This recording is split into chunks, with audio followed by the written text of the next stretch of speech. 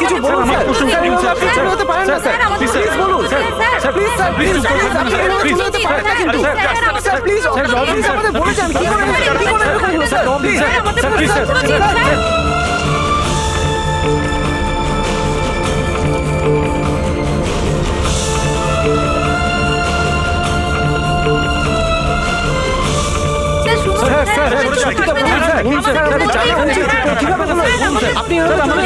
আপনি please please sir, please থাকবেন না স্যার।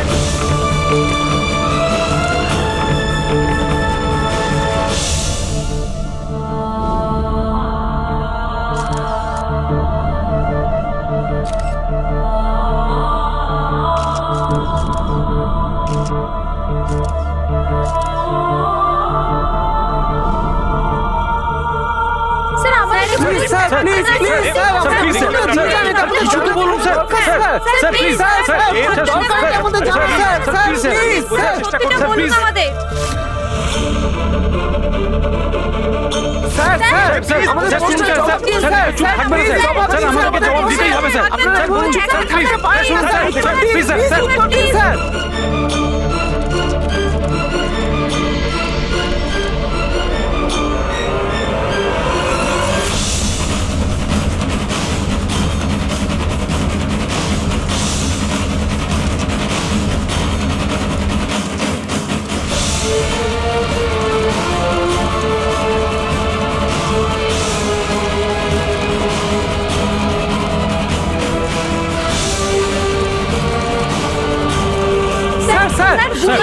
আপনাকে কেন গুলি চালাতে হলো স্যার, বলুন স্যার, বলুন এমন কি কারণ ছিল যে আপনাকে গুলি চালাতে হলো স্যার, স্যার এটা আমাদের জানা দরকার, প্লিজ আমাদেরকে বলুন স্যার, স্যার স্যার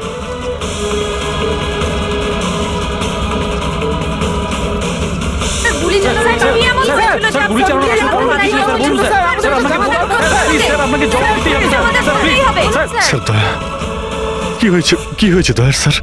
এরা বলছে যে আমি নাকি ওকে গুলি করেছি। ওরা মিথ্যে বলছে, আমি জানি যে দয়া।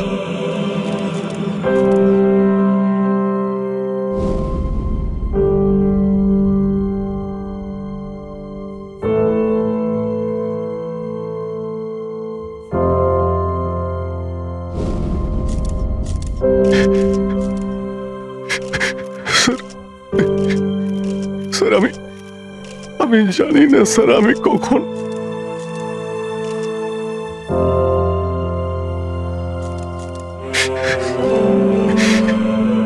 দয়া।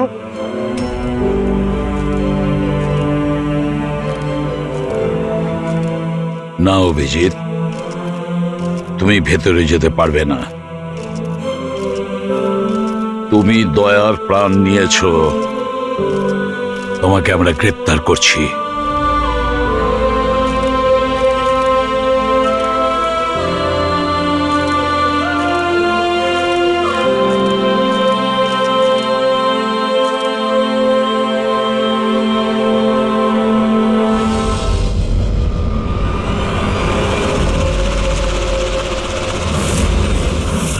স্যার, যার খুন হয়েছে তার নাম ডিকে, একজন প্রাইভেট ডিটেকটিভ।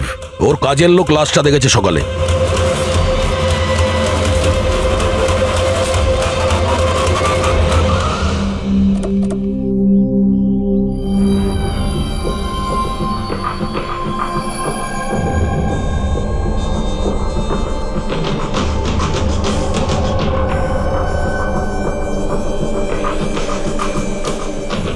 দয়া, এর মুখ তো ক্ষতবিক্ষত, মনে হচ্ছে পয়েন্ট ব্ল্যাঙ্ক রেঞ্জ থেকে একাধিক গুলি করে মারা হয়েছে একে। স্যার, এই রুমের জিনিসপত্র সব ঠিকঠাক জায়গায় আছে, কিছুই হয়নি। মনে তো হচ্ছে না এখানে কোনো হাতাহাতি হয়েছে।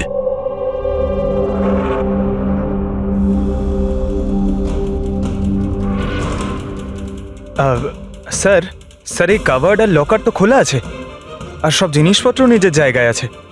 দেখে তো মনে হচ্ছে যে কেউ এতে হাতই দেয়নি।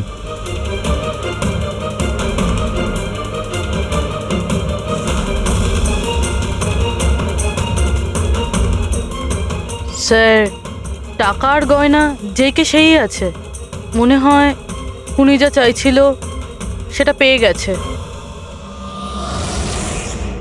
স্যার, গুলি।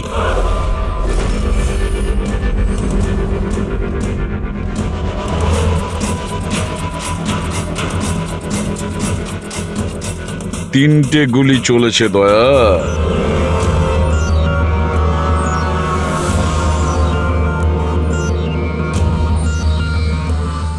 স্যার, হ্যাঁ বলো ফেডরিক। স্যার এই জানলাটার কাঁচ সরানো হয়েছে, তার মানে খুনি এখান থেকেই পালিয়েছে। হ্যাঁ, একটা কাজ করো ফেডরিক, এখান থেকে ফিঙ্গারপ্রিন্ট তোলো। স্যার, হ্যাঁ দয়া। ডিকের মোবাইল ফোনটা দেখুন স্যার। মরার আগে ডিকে কোনো সঞ্জয়কে 3বার কল করেছে। সঞ্জয়? ওই সঞ্জয়কে আপনি চেনেন? না সাহেব। রাত 1টা থেকে 2:30-এর মধ্যে 3বার। সঞ্জয়ের ডিটেল বের করো স্যার। আর হ্যাঁ দয়া, অভিজিৎ তো এখনো এলো না, তুমি ওকে ফোন করে বলনি এখানে আসতে ক্রাইম সিনে? হ্যাঁ স্যার, বলেছিলাম। মনে হয় কোনো জ্যামে আটকে গেছে। জ্যামে আটকে গেছে? ওকে ফোন করো আর বলো এখানে তাড়াতাড়ি আসতে। স্যার। হ্যাঁ।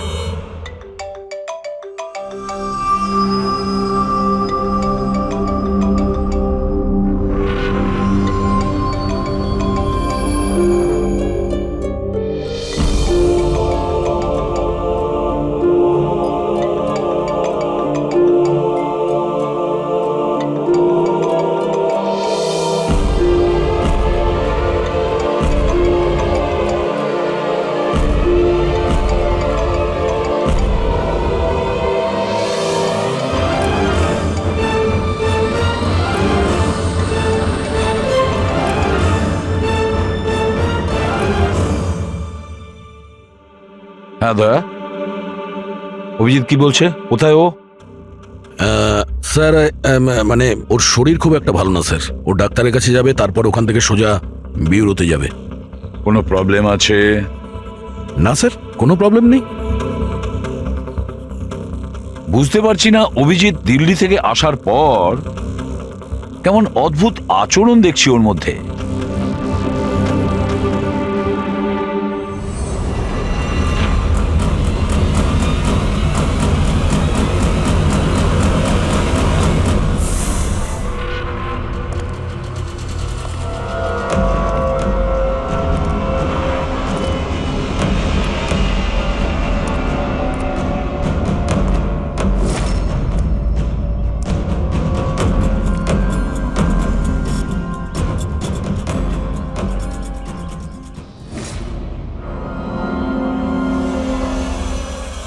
তোমার আমার সাহায্যের দরকার। তোমার? হ্যাঁ? আরে ভাই, তুমি হলে গিয়ে সিআইডি অফিসার। হ্যাঁ, কিন্তু এই কাজটা এটা আমি একা করতে পারবো না। চলো ঠিক আছে, তোমাকে সাহায্য করব, এতে আর কি আছে। চলো চা তো খাওয়া যাক। আরে না, ঠিক আছে, আমি আমি ঠিক আছি। আই মিন, দেখ চেতন, এই কাজটা না, এই ব্যাপারে যেন কেউ কিছু না জানে, বিশেষ করে আমার টিম। আরে এটা আবার কি কথা বলছো? আমরা এতদিনের পুরনো বন্ধু, এইটুকু বিশ্বাস করতে পারছো না? হ্যাঁ বলো, কি করতে হবে? কাউকে ফলো করতে হবে, নজর রাখতে হবে, আর এর জন্য তোকে টাকাও দেব। কি কথা বলছো? বন্ধুত্বের মধ্যে টাকা? হ্যাঁ। আচ্ছা ঠিক আছে, যদি মনে করো টাকা দিয়ে দিও। ফলো কাকে করতে হবে?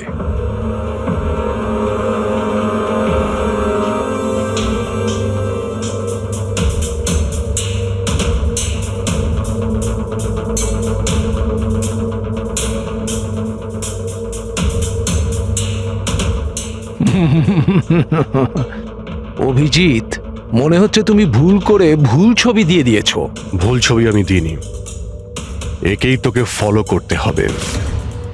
এ কোথায় যায়, কি করে, কার সঙ্গে দেখা করে, সবকিছু রাত 10টা থেকে সকাল 6টা পর্যন্ত। আর প্লিজ কোনো প্রশ্ন করবি না, যা বলেছি তাই করবি, ব্যাস। ওকে? ওকে।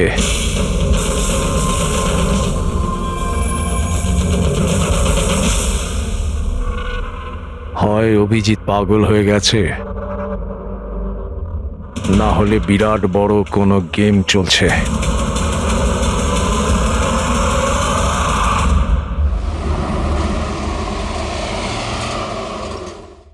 কি কি বলছেন? ও খুন হয়ে গেছে? মরার আগে ডিকে শেষবার ফোনে আপনার সঙ্গে কথা বলেছিল মাঝরাতে। কি কথা হয়েছিল আপনাদের মধ্যে? আমার কথাতে একজনের উপরে নজর রাখছিল, কোনো প্রমাণ পেয়েছিল, সেই জন্য আমাকে ফোন করেছিল। হায়ার করেছিলেন কেন? আমার বস মন্দিরা ম্যাডামের জন্য। মন্দিরা? কুমার জুয়েলার্সের ওনার, বিখ্যাত পেজ 3 সেলিব্রিটি।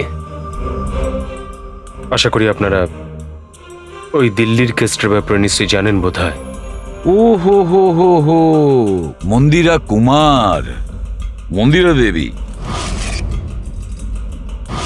ওনার বিরুদ্ধে তো ওনার স্বামী, শ্বশুর, শাশুড়ি আর কেয়ারটেকারকে মারার অভিযোগ আছে, তাই না? ঠিক বলেছেন। কিন্তু সঠিক প্রমাণ না থাকার কারণে কোর্ট মন্দিরা দেবীকে ছেড়ে দেয়। আর তার কিছুদিন বাদেই মন্দিরা দেবীর পার্সোনাল অ্যাসিস্ট্যান্ট ঈশানা আত্মহত্যা করে নেয়।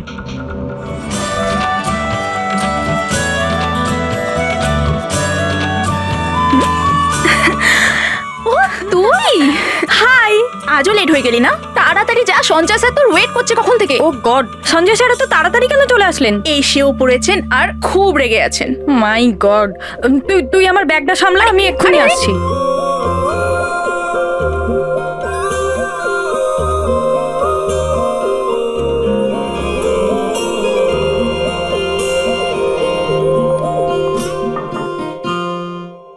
মে I come in sir? Come in. Sorry sir, sorry I am so sorry sir. কটা বাজে বলো তো তুমি? এটা কোনো অফিসে আসার টাইম হলো? স্যার ট্রাফিক খুব বেশি ছিল। কি ট্রাফিকের কথা বলছো তুমি? রোজ একই কথা বলে যাও তুমি। হ্যাঁ, এই অফিসের বাকি লোকজনও তো ওই ট্রাফিক পেরিয়ে আসে, তাই না? হ্যাঁ বলো কুমার। না না, 30শে ডিসেম্বরের আগে কিচ্ছু করা সম্ভব নয়। আরে তুমি তো এটা জানো যে 30শে ডিসেম্বরে মন্দিরা ম্যাডামের একটা ইভেন্ট রয়েছে মুম্বাইতে, তার আগে কিছুই করা সম্ভব নয়। হ্যাঁ হ্যাঁ,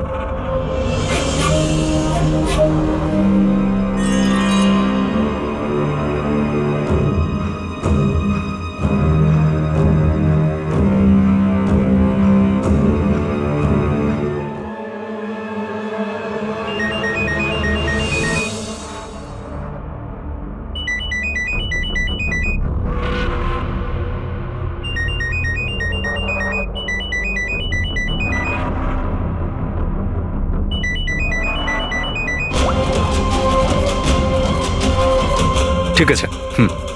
ওকে।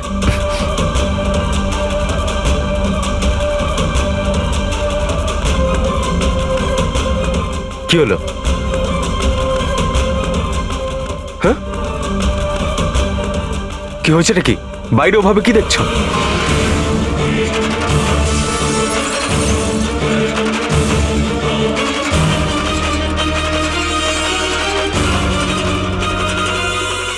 আমারই কেবিনের জানলা দিয়ে ঝাঁপ মেরে আত্মহত্যা করেছিল। আত্মহত্যা কেন করেছিল সেটা কেউ জানে না। আচ্ছা, মন্দিরা দেবী ডিকে কে কার ওপর কড়া নজর রাখতে বলেছিলেন? ওনার প্রাণ সংশয় রয়েছে। ডিকে সেটাই খোঁজ করার চেষ্টা করছিল। প্রাণের ভয় কার থেকে? আসলে কোর্ট থেকে ছাড়া পাওয়ার পরে কেউ ম্যাডামকে হুমকি দিচ্ছিল। আচ্ছা, শুধু ওই হুমকিটা ফোনেই কি? হ্যাঁ, ফোনের মধ্যেই অচেনা নাম্বার থেকে আর টাইপ করা চিঠি পাঠিয়ে। আসলে ম্যাডাম পুলিশের চক্করে দ্বিতীয়বার পড়তে চাননি, সেই জন্য ডিকে কে হায়ার করেছিলেন উনি। তো কিছু জানতে পেরেছে ডিকে? ওর হাতে কিছু প্রমাণ তো এসেছিল, কিন্তু ও সেটা পেন ড্রাইভে সেভ করে রেখেছিল। ওই পেন ড্রাইভটাও আমাকে দিতে চেয়েছিল, সেই জন্যই দিল্লি থেকে মুম্বাই এসেছিলাম আমি। কিন্তু ডিকের বাড়িতে ওর লকারটা খোলা ছিল। আচ্ছা, ওই লকার থেকে পেন ড্রাইভটা চুরি হয়ে যায়নি তো? হতে পারে দয়া। ওর বাড়িতে আমরা একটা ল্যাপটপও পেয়েছি স্যার, হয়তো ওর থেকে কিছু জানা যাবে। মন্দির এটা কি করে করতে পারলো? পুরো অ্যাকাউন্টটাই বন্ধ করে দিল। নিজেকে কি মনে করেন উনি? সবকিছু কি ওনার ইচ্ছা মতো হবে নাকি? এনারা কারা? সিআইডি। আমরা ওই মানে সঞ্জীবের সঙ্গে দেখা করতে এসেছি। আপনারা দুজন কে? স্যার ইনি কায়রা, মিস্টার কুমার, মন্দিরা ম্যাডামের মেয়ে। ও স্যার, আর ইনি ম্যাডামের রিলেটিভ মিস্টার সুবীর। আমরা মন্দিরা ম্যাডাম আর ওর ফ্যামিলির সঙ্গে কবে দেখা করতে পারবো? কারণ ওদের প্রাণ রক্ষা করার দায়িত্ব এখন আমাদের ওপর। ইনফ্যাক্ট মন্দিরা ম্যাডাম, কায়রার কাকাতো দাদা শেখর আর ওনার স্ত্রী সবাই আজ রাতেই আসছেন। 30শে ডিসেম্বর কুমার্স জুয়েলার্সের একটা বড় চ্যারিটি ইভেন্ট রয়েছে, তাতে পার্টিসিপেট করার জন্য। তাহলে ঠিক আছে, কালকে সকালেই দেখা হবে।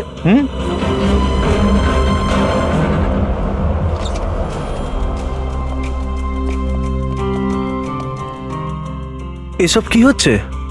সিআইডি আমাদের পার্সোনাল ব্যাপারে ঢুকছে কেন?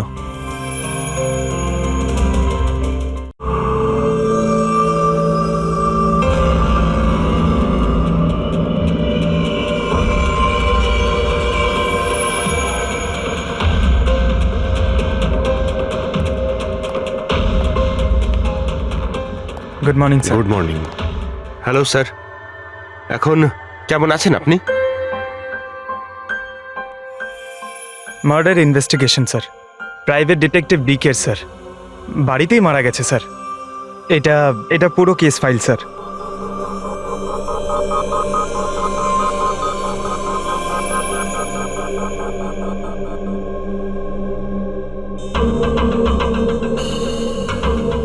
স্যার, এই ছবিগুলো ওর বাড়ির ছবি, এগুলো ওরই বাড়ির ছবি এটা।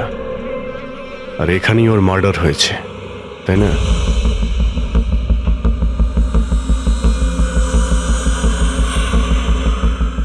হ্যাঁ, এখানেই ওর মার্ডার হয়েছে।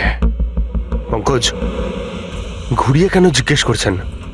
আমরা এইমাত্র তো সেটাই বললাম। সেটাই তো স্যার, মনে হচ্ছে ওনার শরীর এখনো ঠিক হয়নি, কোনো গন্ডগোল মনে হচ্ছে স্যার।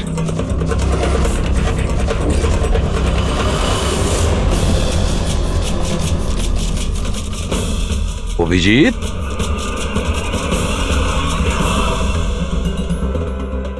Good morning sir. কি কি হয়েছে তোমার? হ্যাঁ, কোন জগতে ছিলে?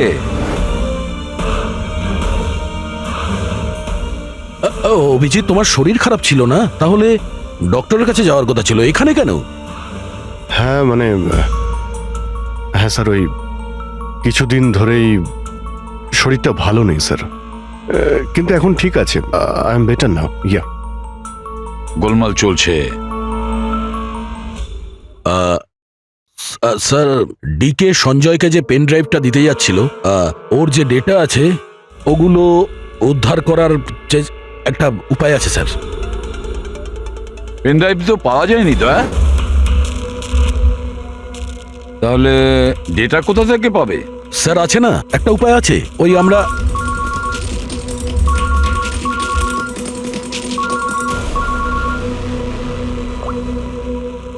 হ্যাঁ বলো সালুকে। হ্যাঁ,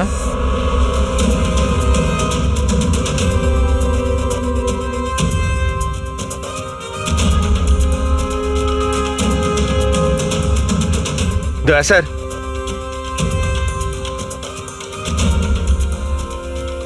স্যার অভিজিৎ স্যারের শরীর এখনো ঠিক মনে হচ্ছে না। কেন? স্যার, ওনাকে কেসের ব্যাপারে বোঝাচ্ছিলাম, কিন্তু উনি আমাদের কথা শুনছিলেনই না, খুব বেখেয়ালি ছিলেন স্যার। ফ্রেডি স্যার, মন্দিরের ব্যাপারে সব ডিটেলস বের করতে হবে। নিউজ পেপারে, টিভিতে যাই এসেছে সব।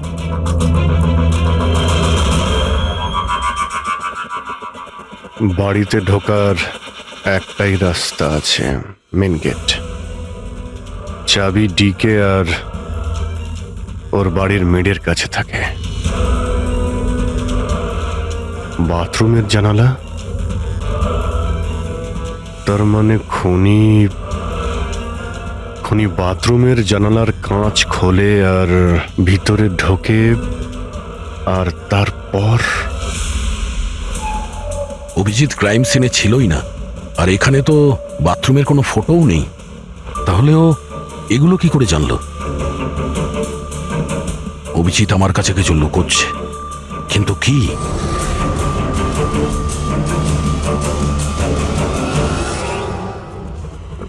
ডিকের কম্পিউটার থেকে যে ডেটাগুলো ডিলিট হয়েছে সেটা ওর অনলাইন অ্যাকাউন্ট থেকে বের করা যেতে পারে। বাস একবার এই পাসওয়ার্ডটা ম্যাচ হয়ে যাক।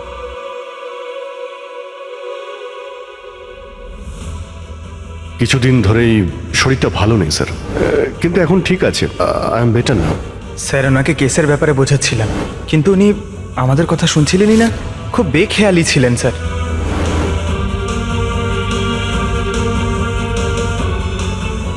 Yes sir, sir password match হয়ে গেছে।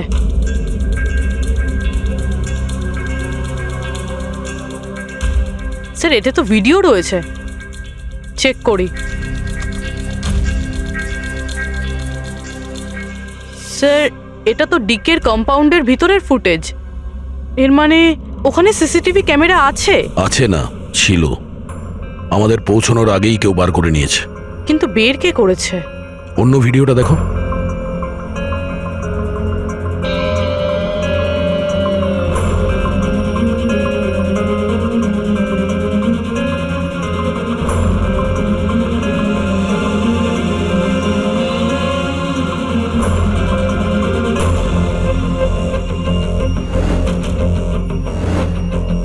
এটা কি করে সম্ভব?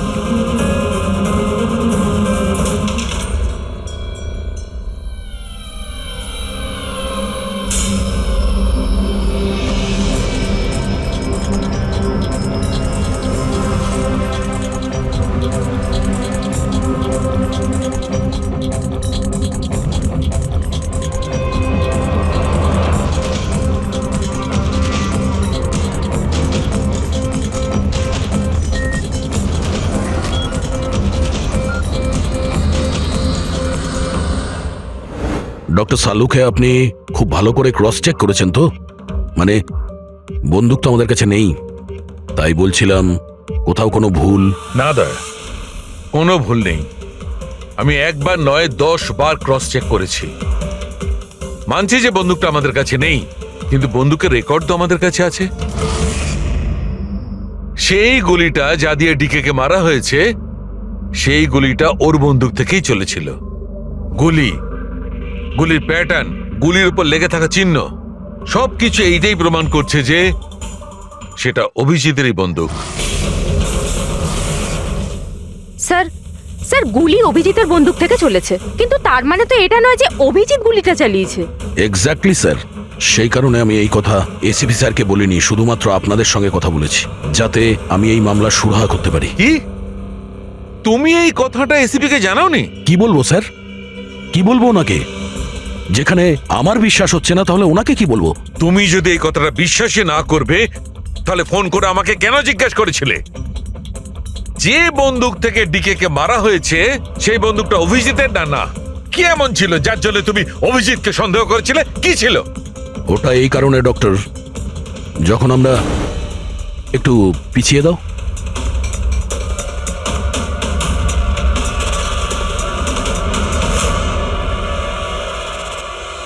অভিজিৎ ডিকের বাড়িতে,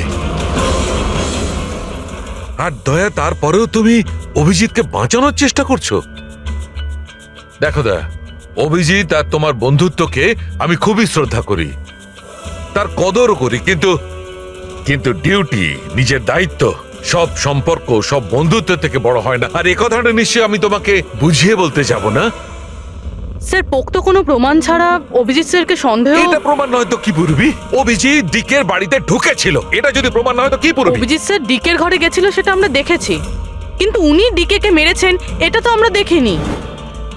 স্যার এটাও তো হতে পারে ওনার বন্দুক দিয়ে ডিকেকে অন্য কেউ মেরেছে। হতেই পারে, এটা হতে পারে যে অভিজিতের বন্দুক দিয়ে ডিকে কে অন্য কেউ মেরেছিল, কিন্তু এই অবস্থায় অভিজিতের বন্দুকটা অভিজিতের কাছে থাকার কথা নয়। তোমাদের কি অভিজিৎ এ কথা বলেছে? ও কি বলেছে যে ওর বন্দুকটা হারিয়ে গেছে? বন্দুক হারিয়ে যাওয়ার কোন রিপোর্ট দেখিয়েছে?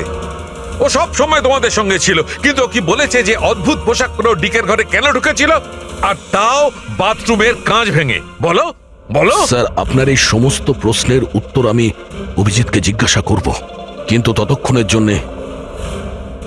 জন্য এসিপি স্যারকে আপনি কিচ্ছু বলবেন না। দেখো, তোমরা এই ব্যাপারটা সামলে নাও, কিন্তু ব্যাপারটা আমার ভালো লাগছে না। Please doctor, please. ঠিক আছে, কাল সকাল পর্যন্ত। দয়া, আমি কাল সকাল পর্যন্ত তোমাদের সময় দিচ্ছি। হয় তোমরা সত্যিটা আবিষ্কার করো, নয় এই সমস্ত কথাটা নিজে এসিপি কে বলে দাও। তুমি যদি এসিপি কে কথা না জানাও, তাহলে আমি নিজে প্রদ্যুমনকে এই সমস্ত ব্যাপারটা বলবো।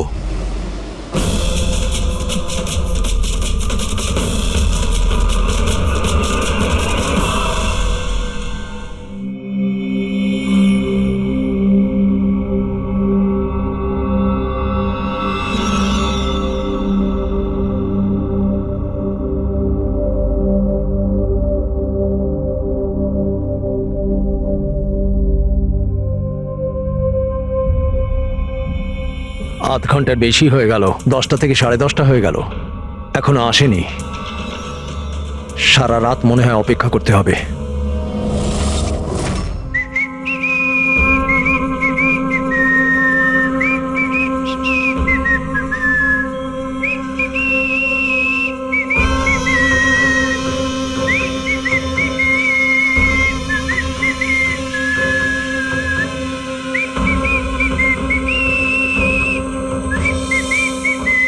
ভুল ছবি আমি দিইনি, একেই তোকে ফলো করতে হবে। এ কোথায় যায়, কি করে, কার সঙ্গে দেখা করে, সবকিছু। রাত 10টা থেকে সকাল 6টা পর্যন্ত। এটা অভিজিৎ? ওর কি হলো? এরকম সেজেছে কেন?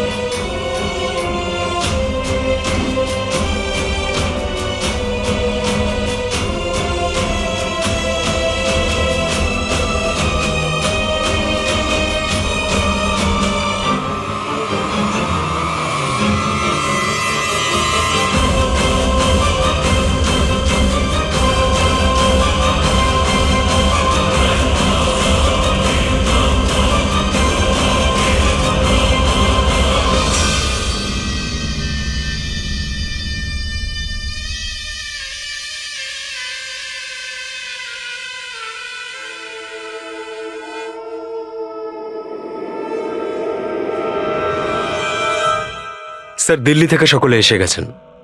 মন্দিরা ম্যাডাম, আমারা মন্দিরা ম্যাডামের দাওরের বউ। কায়রা, মন্দিরা ম্যাডামের সৎ মেয়ে। সুবীর, মন্দিরা ম্যাডামের বোনজি। শেখর, মন্দিরা ম্যাডামের দেওরের ছেলে। আসুন ম্যাডাম, এনারা সিআইডি থেকে এসেছেন। এসিপি স্যার, ইনি ভালো হয়েছে আপনারা এসে গেছেন।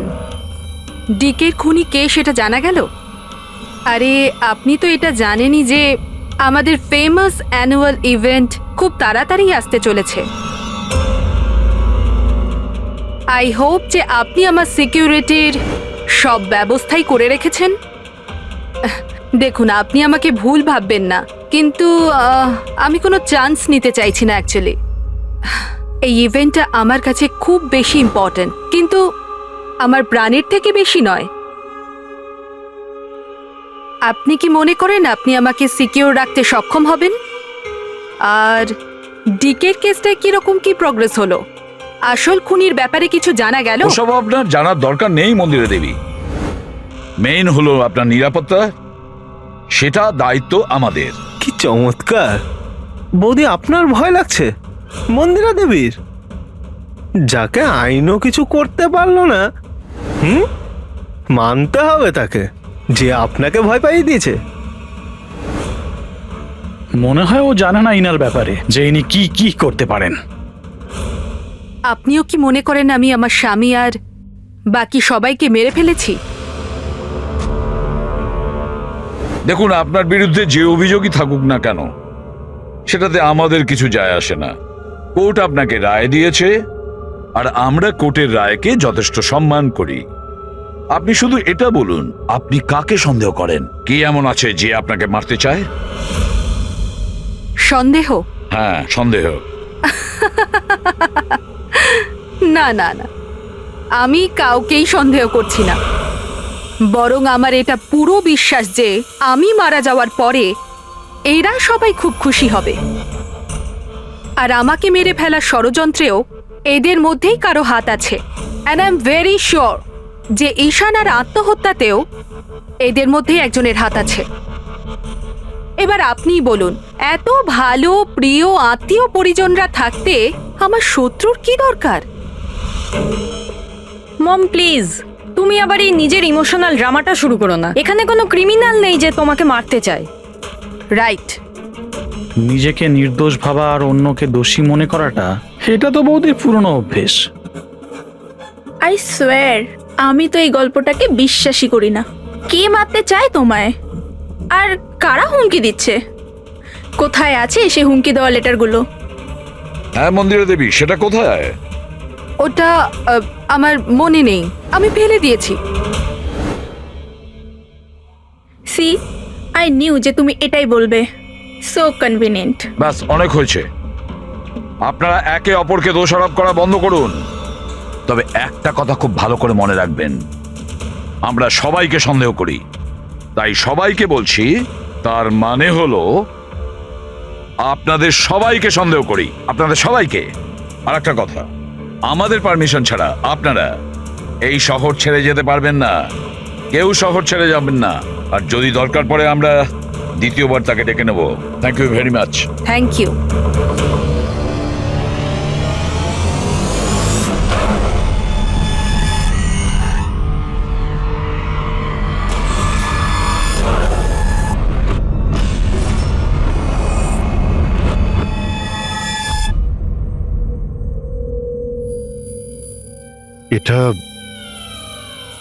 এটা আমি?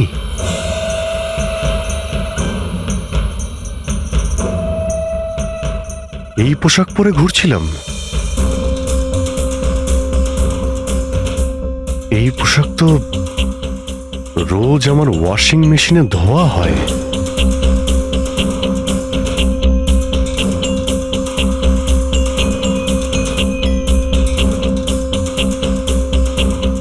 আর এই জুতো, এগুলো এত নোংরা যেন আমি পরেছি। কিন্তু আমার মনেই নেই যে এই পোশাক আমি কখন পরেছি। সত্যি আমার কি হচ্ছে আমার সাথে? এই গাড়িতে কে আছে? হ্যাঁ, কার সঙ্গে আমি কথা বলছিলাম? না, আমি দেখিনি। তুমি কথা বলছো, তুমি সেটা জানবে। আর তুমি আমাকে চিনতেই পারলে না? আরে তোর যদি সুইসাইডই করার হয় তাহলে তুই অন্য কোনো বড় গাড়ির সামনে জানা। আমার সামনে কেন এসেছিস? কিভাবে কথা বলছো? এরকম সেজে ঘুরছো কেন তুমি? এই, ইট ইজ মাই স্টাইল, টনির স্টাইল। তুই কে? আমি কে? আমাকে চেনো না? হ্যাঁ, আর এই টনিটাকে? আরে টনি আমি আবার কে? আরে অভিজিৎ, দেখো, কোনো কেসের জন্য তুমি যদি এরকম করে থাকো আমাকে বলে দাও। এভাবে ভয় দেখিও না। সরা, হাত সরা। কে অভিজিৎ? কিসের কেস? আর তুই কি বলছিস কিছুই আমার মাথায় ঢুকছে না। আমার নাম হলো টনি। টনির সঙ্গে পাঙ্গা নিবি না, বুঝেছিস? সরে যা আর আমাকে যেতে দে।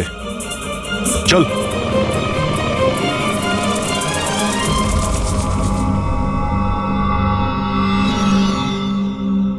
এই অভিজিৎ নিজেকে টনি কেন বলছে?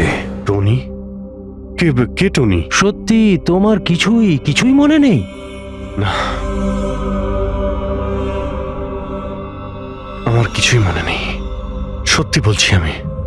তার মানে তুমি গাড়িতে ওদের সাথে কথা বলছিলে, তারপরে তুমি গেস্ট হাউসের ভেতরে গেলে। Guest house? হ্যাঁ, তার কিছুক্ষণ পরে তুমি বাইরে এলে। আমি গেস্ট হাউসের ভিতরে গেলাম? ভিতরে গিয়ে আমি কি করলাম? হ্যাঁ, তুই দেখেছিস কিছু করেছিলাম আমি? আমি কি করে দেখবো? আমি তো বাইরে ছিলাম না। সব কি হচ্ছে? আমাকে ওখানে যেতে হবে। কোথায়? গেস্ট হাউসের নাম কি? হ্যাঁ,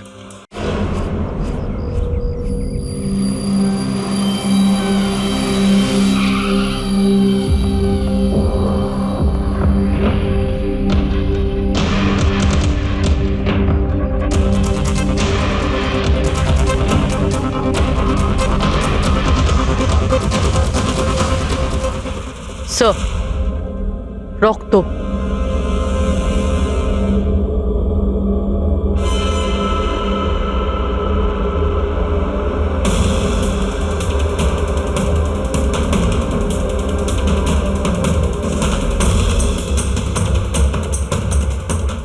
অভিজিৎ,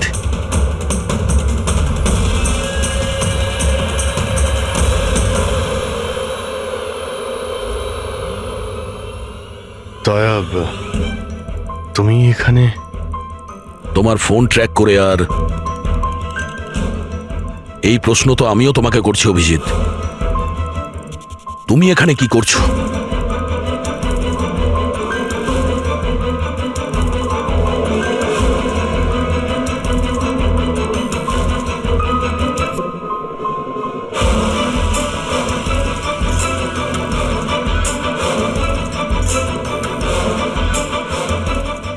না, এটা আমি আমি আমি বলছি দয়া, এখানে এখানে কি হয়েছিল? অভিজিৎ, এখানে কি হয়েছে ওটা তো আমি দেখছি, তুমি বলো কে করেছে এটা? হ্যাঁ, তো তুমি এদের দুজনকে মেরেছ? আমি? অভিজিৎ, তোমাকে কিছু জিজ্ঞাসা করলাম, তুমি মেরেছ এদের? স্যার স্যার স্যার, আপনি অভিজিৎ স্যারকে দোষ দিচ্ছেন। আমার দোষ দেওয়ার কোনো ইচ্ছা নেই পুরবী, তুমি নিজে দেখছো না এখানে দুটো লাশ পড়ে আছে, রক্তে ভেসে গেছে, আর সিআইডি অফিসার অভিজিৎ লাশের মধ্যে থেকে এই ব্যাচটা তুলছে, বা এটা বলতে পারো প্রমাণ চুরি করছে। অভিজিৎ, আমি তোমাকে আবার জিজ্ঞাসা করছি, তোমার সাথে অপরাধীদের মতো ব্যবহার করতে আমাকে বাধ্য করো না। কি করবো দয়া, আমি কি বলবো? যদি আমি বলি যে এই কাজটা আমি করিনি, তুমি মানবে? যদি বলি যে আমি জানি না যে আমি করেছি নাকি করিনি, আই নো আমি ভুলভাল বলছি, কিন্তু কিন্তু তোমরা তো আমাকে চেনো। অভিজিৎ, আমার সামনে যে প্রমাণগুলো পড়ে আছে ওগুলো দেখে আমরা কিছু বলতে পারবো না। আমাকে আমার ডিউটি করতে হবে।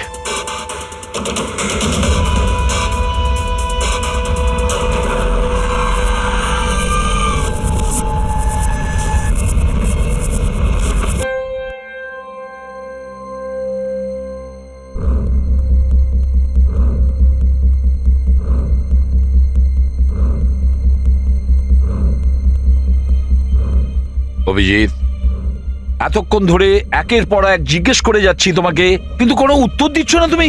হ্যাঁ, তুমি জানো তোমার ওপর কি অভিযোগ আছে? মাথায় কিছু ঢুকেছে? স্যার, ওই এক মিনিট, ব্যাস, তোমার কাছে এটা আশা করিনি।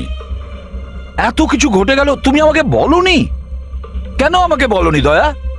শালুকে আমাকে বললো, তা নাহলে তো আমি জানতামই না। তা আমি তাই করেছি যেটা উচিত ছিল। বলো অভিজিৎ, তুমি কি এই খুনটা করেছো? অভিজিৎ, তুমি কি এই খুনটা করেছো? আমি জানি না স্যার। কেন জানো না?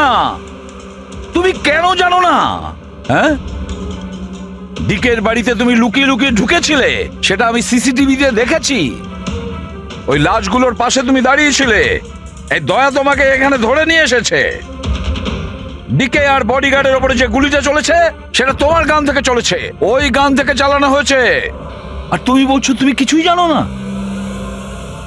আমার চোখের ওপর চোখ রেখে তুমি বলো, বলো তুমি এই খুন করোনি, বলো তুমি এইগুলো কিছুই জানো না। বললাম তুমি জানি না স্যার, আমি কিছুই জানি না স্যার। সরি। কি বলবো আপনাকে, আমি কি বলবো স্যার? যখন আমি বুঝতেই পারছি না যে আমি ডিকের বাড়িতে কেন গিয়েছিলাম, কি করে সমস্ত খুন আমার বন্দুক থেকে হচ্ছে, আমি জানি না স্যার। স্যার আমি তো ডিকিকে চিনি না, ওর বডিগার্ডদের আমি চিনি না, আমি মন্দিরাকেও চিনি না, আমি তো স্যার নিজেকেও চিনি না। আমি কোথায় যাই, কি করি, কার সঙ্গে দেখা করি, আমি কিছুই জানি না। গত কয়েকদিন ধরে আমার সঙ্গে এইরকমই হচ্ছে স্যার, কিন্তু আমি কিছুই বুঝতে পারছি না। সারাদিন সব ঠিকই থাকে, রাতে বাড়িতে যাই, খেয়ে দিয়ে ঘুমিয়ে পড়ি, আর যখনই সকালে উঠি তখন অদ্ভুত জামা কাপড় পরা দেখি, অদ্ভুত জুতো দেখি, যেগুলো আমার নয়। জানি না কি করে আমার বাড়িতে চলে আসে। ড্রেসগুলো ওয়াশিং মেশিনে ধোয়া হয়েছে, জুতোতে মাটি লেগে থাকে, এমনটা মনে হয় যেন আমি ওগুলো ব্যবহার করেছি, কিন্তু আমি বুঝতে পারি না। নিজেকে খুব ক্লান্ত লাগে, এমন মনে হয় যেন আমি সারা রাত জেগেছিলাম, অথচ আমি কি করেছি আমার কিছুই মনে থাকে না। মনে হয় প্রতিদিন আমার 6 থেকে 7 ঘন্টা হারিয়ে যাচ্ছে, যার ব্যাপারে আমি কিছুই জানি না। আপনি বলছেন আমি ডিকের বাড়িতে গিয়েছিলাম, হতে পারে, কিন্তু আমি জানি না। আমি ডিকে আর ওর বডিগার্ডদের মেরেছি কিনা আমি জানি না। আমি মন্দিরাকে মারার চেষ্টা করেছি সেটাও আমি জানি না। আমি কি করেছি, কেন করেছি, আমি কি করতে চলেছি, আমি কিছুই জানি না স্যার, আমি কিছুই জানি না।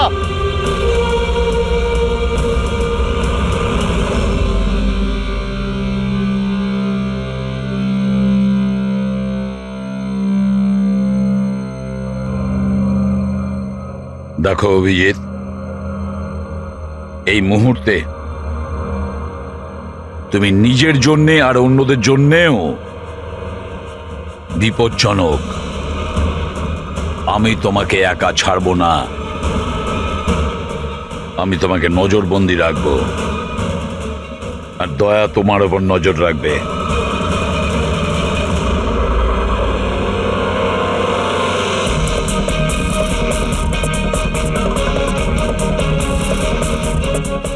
দয়া, স্যার,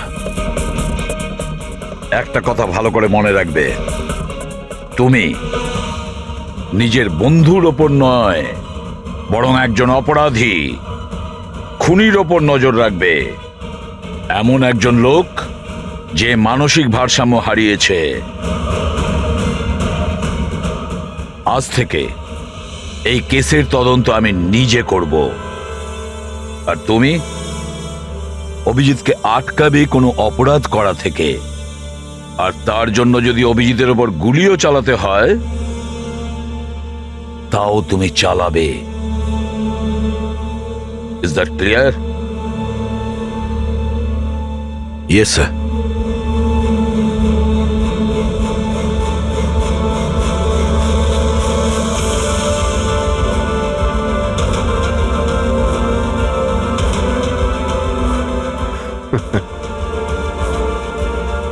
হাত করা পড়িয়ে দাও ভাই। শুনলে তো, মানসিক অবস্থা ঠিক নেই আমার। কখন কি করে বসি কিছুই জানি না। আটকাও আমায়, আমার হাতে আরো একটা অপরাধ হওয়ার আগে। আটকাও আমায় ভাই। আপনাদের অফিসার, আপনাদের সিনিয়র সিআইডি অফিসার আমারই প্রাণের পিছনে পড়ে রয়েছে, আর উনি তাদেরকেও মেরে ফেলেছেন যারা আমার সিকিউরিটিতে ছিল। আর আপনি নিশ্চিন্ত হয়ে বলছেন ভয় পাওয়ার কোনো কারণ নেই। ও আপনারই চোখের সামনে সবাইকে মেরে ফেলছে, তা সত্ত্বেও আপনি বলে যাচ্ছেন যে ভয় পাওয়ার কোনো কারণ নেই। আশ্চর্য! আপনি শুধু এটা বলুন, আমি আপনাদেরকে আর কি করে বিশ্বাস করব? আজ আপনাদের একজন অফিসার সিরিয়াল কিলার বেরিয়েছে, কাল আবার অন্য কেউ বেরিয়ে ব্যাস আসবে। মন্দিরা দেবী, অনেক হয়েছে, অনেক কথা বলে ফেলেছেন। আমাদের ইন্সপেক্টর অভিজিৎ একজন সৎ এবং সাহসী অফিসার। নিজের দেশকে রক্ষা করার জন্য, সাধারণ মানুষের রক্ষা করার জন্য নিজের প্রাণও দিতে পারে। সে কোনোদিন খুনি হতে পারে না। হ্যাঁ, ওর বিরুদ্ধে অভিযোগ আছে, তিনটে খুনের অভিযোগ আছে। আপাতত এটা প্রমাণিত হয়েছে যে অভিজিৎ নিজের মানসিক ভারসাম্য হারিয়েছে। ও কি করছে ওর মনেই থাকে না, কার সঙ্গে দেখা করছে, কি বলছে, আর যখন নর্মাল হয়ে যায় কিছুই মনে থাকে না। তার মানে এই নয় যে ও একজন খুনি।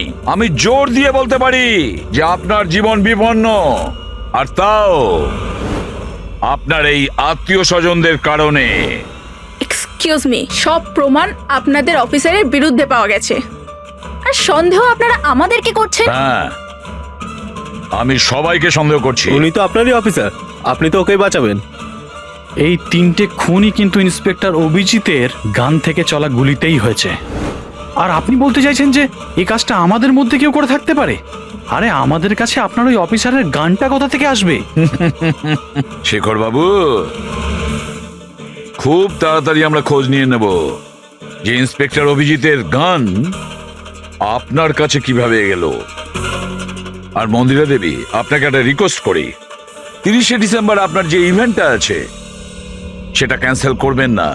এই একটাই সুযোগ আছে খুনিকে ধরার জন্য, কারণ খুনি ওই ইভেন্টে নিশ্চয়ই আসবে।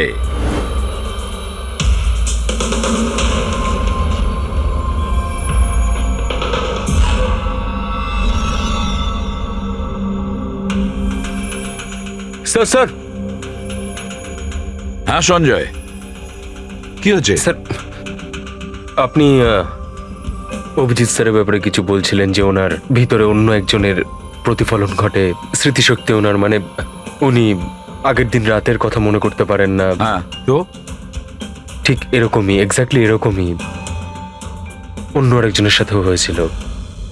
কার সঙ্গে বলুন? স্যার, ঈশানা। ঈশানা? যেদিনও আত্মহত্যা করেছিল তার কিছুদিন আগে থেকেই একদম এরকমই আচরণ করতে শুরু করেছিল। কি অদ্ভুত রকম হয়ে গিয়েছিল, অন্য মনস্ক থাকতো।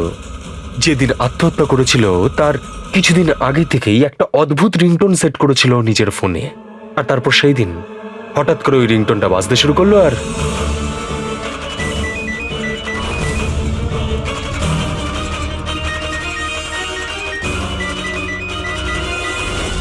স্যার, ওকে দেখে মনে হচ্ছিল ও যেন নিজের মধ্যেই নেই। স্যার, অভিজিৎ স্যারও তো দিল্লি থেকে ফেরার পর এইভাবেই বিহেভ করছে। হ্যাঁ, ঈশানা, অভিজিৎ, দিল্লি, এই তিনটের কোনো না কোনো কানেকশন আছে, নিশ্চয়ই কোনো গোলমাল আছে, কিছু না কিছু আছে।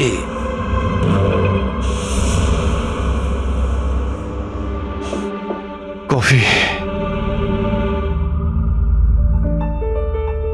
আরে খেয়ে নাও ভাই, কিছুই মেশাইনি। আমি এখানেই আছি, পালিয়ে যাচ্ছি না। অভিজিৎ, তুমি এই কথাগুলো লুকিয়েছো কেন আমাদের থেকে? লুকোতে হয়েছিল ভাই, কি করব আমি? আমি কিছুই বুঝতে পারছিলাম না যে আমি কি করব, আমার সঙ্গে কি হচ্ছে। যেখানে আমি নিজেই কনফিউজ, আমি সেখানে কি বলবো তোমাকে? সেই জন্য, আর কোনো ব্যাপার নয়। আমার ওপর ভরসা ছিল না নাকি? আমাকে যোগ্য ভাবনি যে আমি তোমার কোনো সাহায্য করতে পারি? কি ভাই, এসব কি বলছো তুমি? ব্যাপারটা এরকম নয়। তাহলে বলনি কেন? আমার তো মনে হচ্ছে আমি তোমাকে চিনি না। এই মুহূর্তে আমি যার সঙ্গে বসে কথা বলছি সে অভিজিৎ নাকি অন্য কেউ?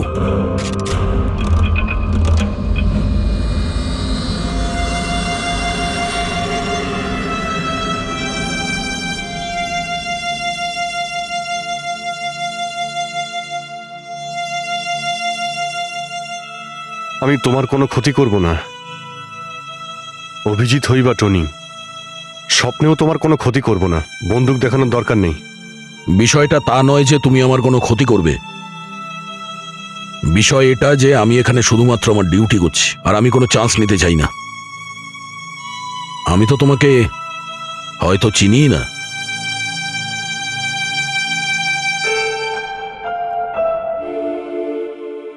ঠিক আছে, তুমি যখন বুঝতেই পারছো না আর কি বলবো।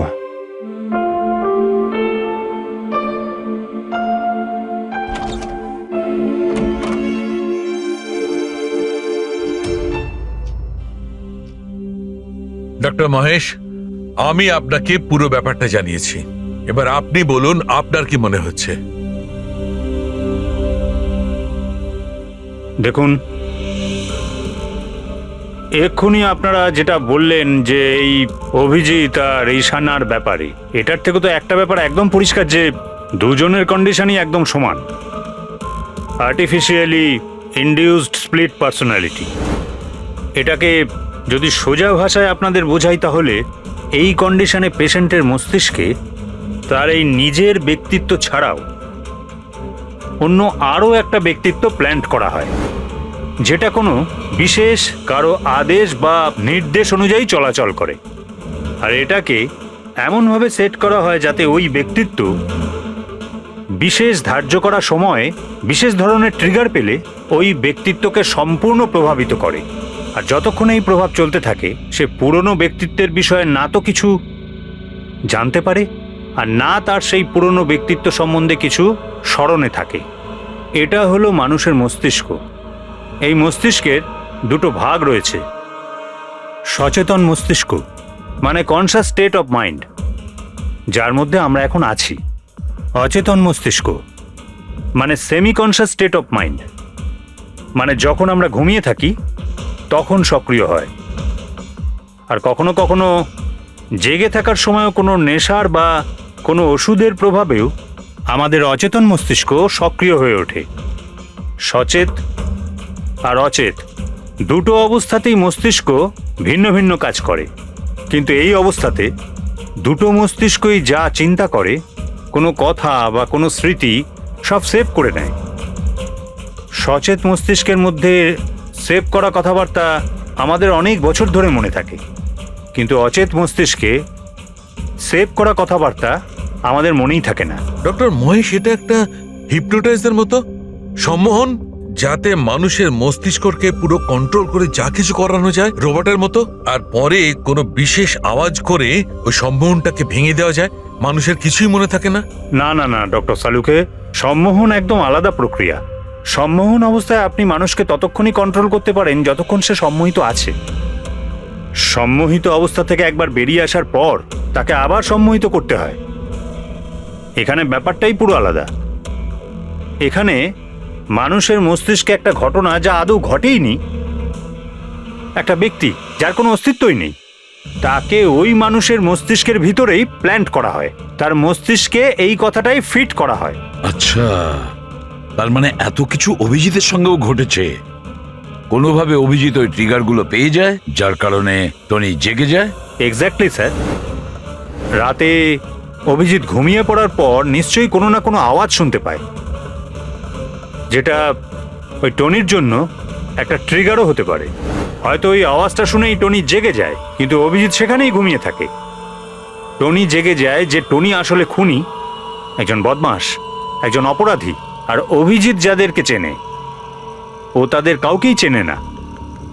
যদি এটাই হয়তো অভিজিতের ভেতরে টনিকে কোনোভাবে কমেন্ট দেওয়া হয়েছে মন্দিরাকে মেরে ফেলার জন্য, তাহলে 30শে ডিসেম্বর ইভেন্টে টনি এর পরিণাম দেখতে চায়। মন্দিরাকে মেরে ফেলার চেষ্টা করবে 2 দিন পরেই, 30শে ডিসেম্বর।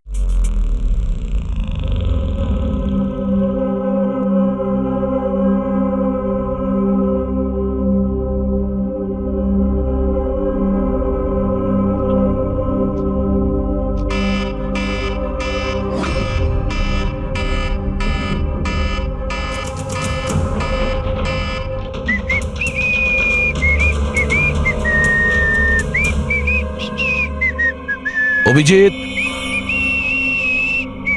অভিজিৎ, কোথায় তুমি?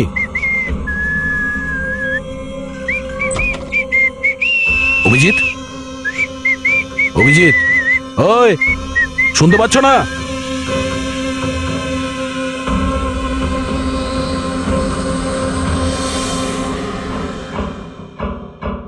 কে রে তুই? তুই আমার বাড়িতে কি করছিস?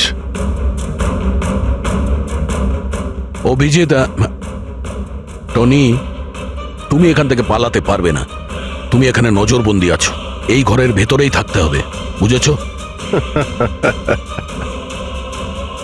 টনিকে তার কাজ করতে দে। যদি আমার রাস্তাতে বাধা দিস তাহলে জীবনটাও হারাবি তুই। চল এবার যেতে দে।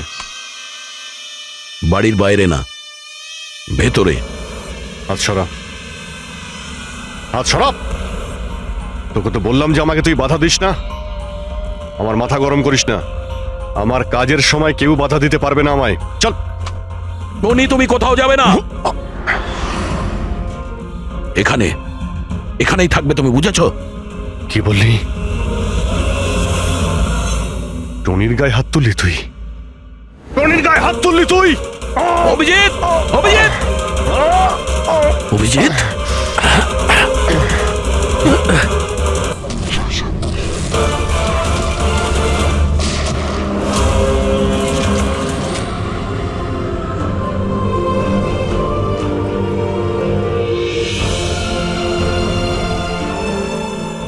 স্যার দয়া, কি হয়েছে? কি হয়েছে দয়ার স্যার? এরা বলছে যে আমি নাকি ওকে।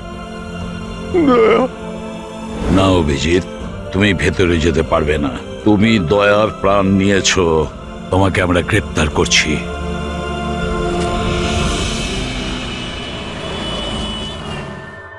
ঈশানার ফোন রেকর্ডে ডক্টর তানিয়ার নাম কয়েকবার এসেছে। আপনাদের মধ্যে কেউ চেনে ডক্টর তানিয়াকে? আত্মহত্যা করার আগে উনি ডক্টর তানিয়ার সাথে দেখা করেছিলেন কি? এই ডক্টর তানিয়া কোনো ডেন্টিস্ট নয় তো? মারা যাওয়ার আগে ঈশানা কয়েকবার একজন ডেন্টিস্টকে দেখিয়েছিল। আমার নাম তো মনে নেই, কিন্তু হতে পারে ইনিই সেই।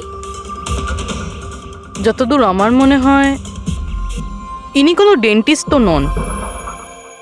কিছুদিন আগে সিআইডি অফিসার অভিজিৎ এখানে ছিল। Yes ma'am. ওই পুরো সপ্তাহে এখানে যারা যারা ছিলেন তার পুরো লিস্ট আমার চাই। আর ওনার থাকার সময়ের এই লবিতে থাকা সিসিটিভি ফুটেজও চাই।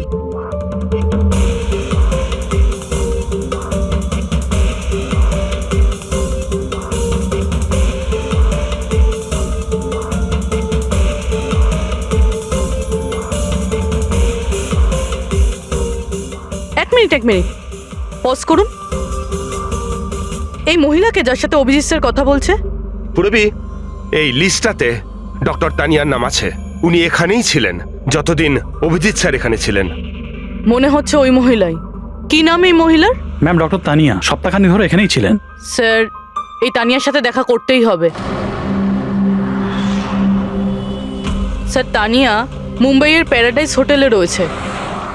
টিকিট পাবো না আমি মানেটা কি? লুক, আমাকে এক্ষুনি ইন্ডিয়া থেকে বাইরে যেতে হবে। Do you understand? Yes. Doctor Tania? হ্যাঁ, আপনি কে? ঈশানার বন্ধু, সিআইডি অফিসার পুরবী।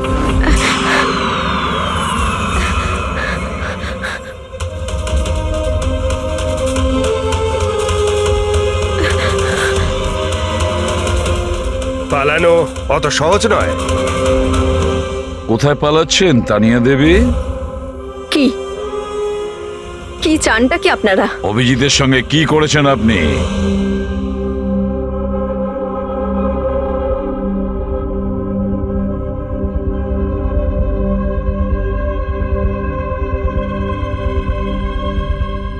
ঈশানা আর অভিজিতের ব্রেনের ওপর আমি এক্সপেরিমেন্ট করেছি। ঈশানাকে আত্মহত্যা করার জন্য আর অভিজিৎকে একটা মার্ডার করানোর জন্য আমি প্রোগ্রাম করেছিলাম।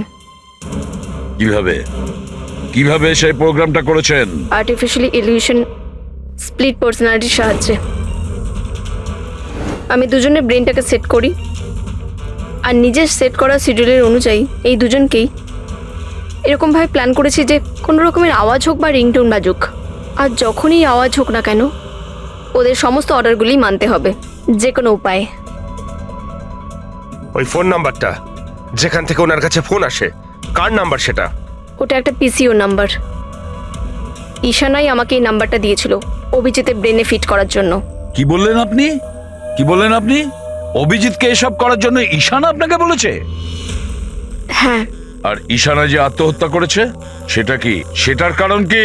ওটা আসলে ঈশানা নিজেই বলেছিল আমাকে করতে। হোয়াট?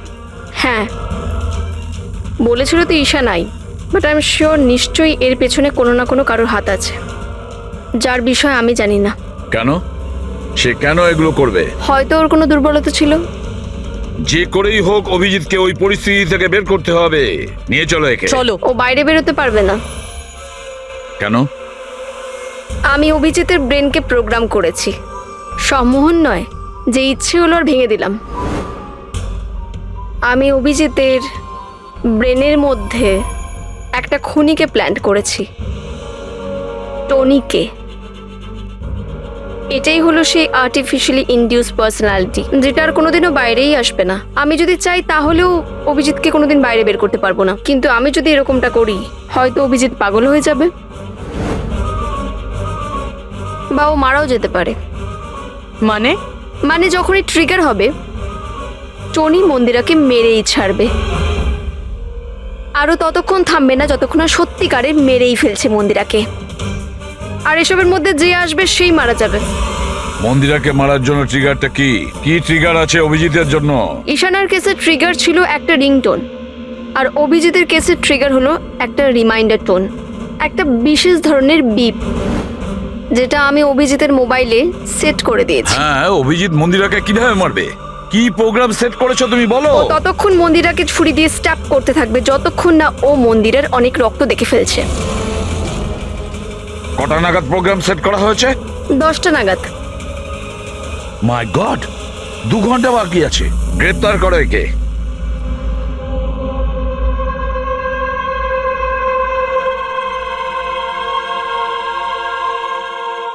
জীবনে কখনো ভাবিনি স্যার যে আপনার ওপর অপরাধীর মতো নজর রাখতে হবে।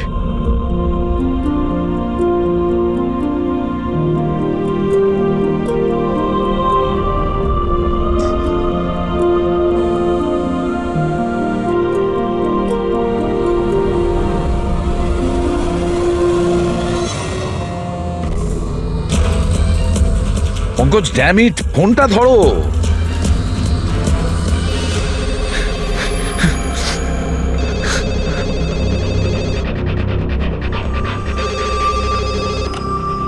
হ্যালো পঙ্কজ, কোথায় ছিলে তুমি?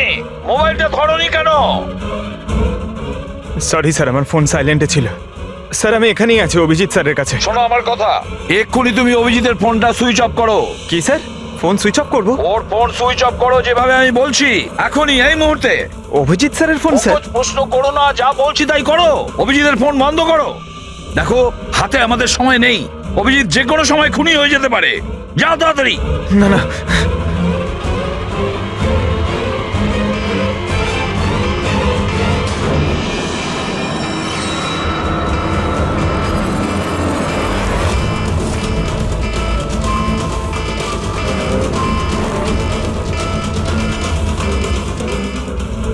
ভিজে গেল, কি করি?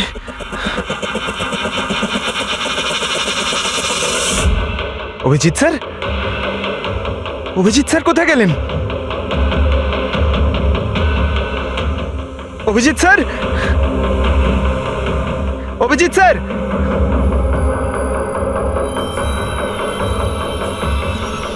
স্যার!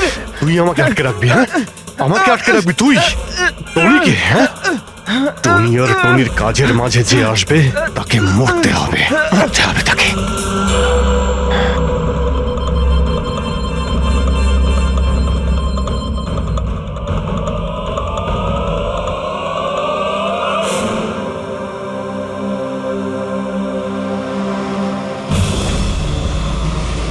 স্যার, এখানেই চ্যারিটি ইভেন্টটা হবে।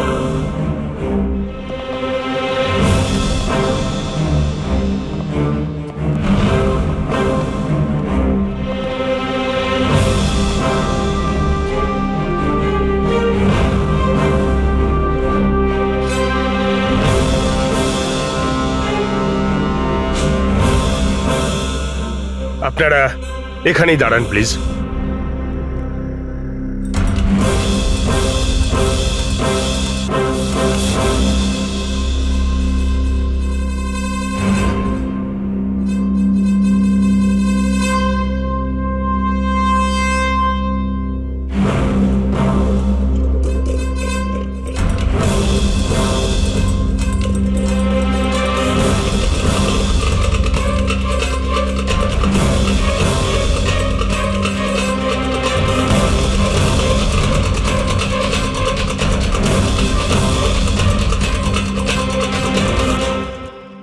হ্যালো লেডিস অ্যান্ড জেন্টলম্যান, প্রত্যেক বছরের মতো এই বছরের সন্ধ্যাটাও খুবই গুরুত্বপূর্ণ। কারণ হলো মন্দিরা জুয়েলার্স অ্যানুয়াল চ্যারিটি ইভেন্টের জমা করা সম্পূর্ণ টাকাটা দিল্লি ও মুম্বাইয়ের বিভিন্ন অনাথ আশ্রম আর বৃদ্ধাশ্রমগুলিতে দেওয়া হবে। একবার জোরে হাততালি ডিকেসি চ্যারিটির জন্য। প্রত্যেক বছরের মতো এই বছরও আমাদের প্রধান অতিথি আছেন। তিনি আর কেউ না, তিনি হলেন মিসেস খান্না। তাহলে আসুন বন্ধুরা, একটা জোরে হাততালি দিয়ে স্বাগত জানায় মিসেস খান্নাকে। Mrs Khanna,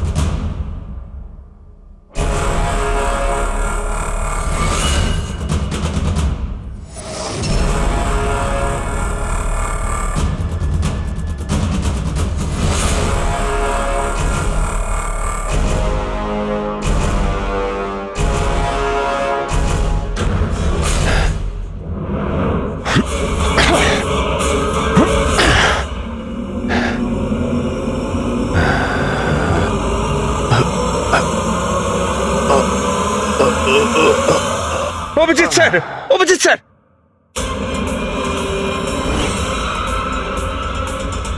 sir, sir, lights on. Sir, sir, Abhijit ঠিক আছে? স্যার, স্যার, ওকে তাড়াতাড়ি নিয়ে চলো, তাড়াতাড়ি এসো।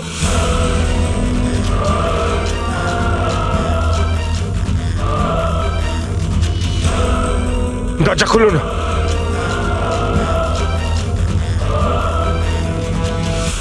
মন্দিরা দেবী, টনি তার মিশন কমপ্লিট করেছে, মন্দিরা দেবীকে মারার। আর আমাদেরকে ভরসা করার জন্য আপনাকে অসংখ্য ধন্যবাদ। আপনারা সবাই আমাকে এখানে আনলেন কেন? আমার তো এখন স্টেজে থাকা উচিত। ম্যাডাম, আমাদের একটা প্ল্যান আছে। প্ল্যান? রবি,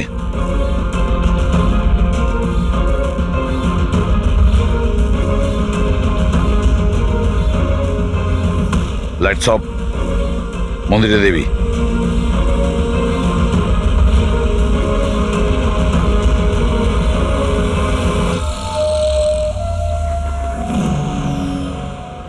আর আপনার প্রশংসা না করে পারছি না। Thank you. মম,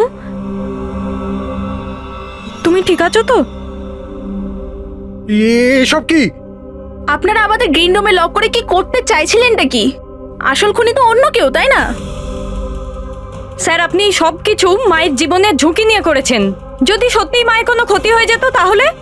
এতে তো সত্যি ভীষণ বড় রিস্ক ছিল স্যার, বাট আই হোপ এবার বিপদ কেটে গেছে। বিপদ এখনো কাটেনি, কারণ এই খেলার আসল মাস্টার মাইন্ড এখনো ধরা পড়েনি। গল্প এখনো অনেক বাকি আছে।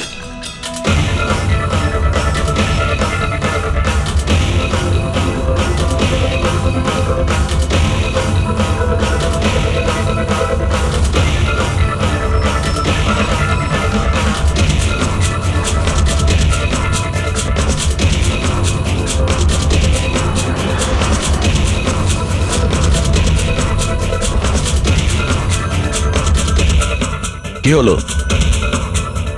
আমাকে দেখে ভালো লাগলো না? কখনো কখনো খুনি পর্যন্ত পৌঁছানোর জন্য আমাদের অ্যাক্টিং করতে হয়। তার মানে ওনার মৃত্যুর খবরটা নাটক ছিল?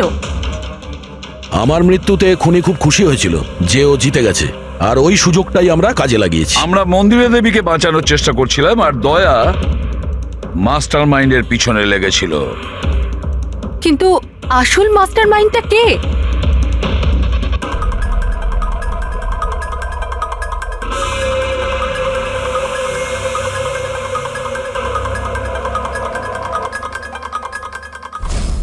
এই, স্যার, স্যার কেউ এই, পালালো ধরো স্যার। ওকে।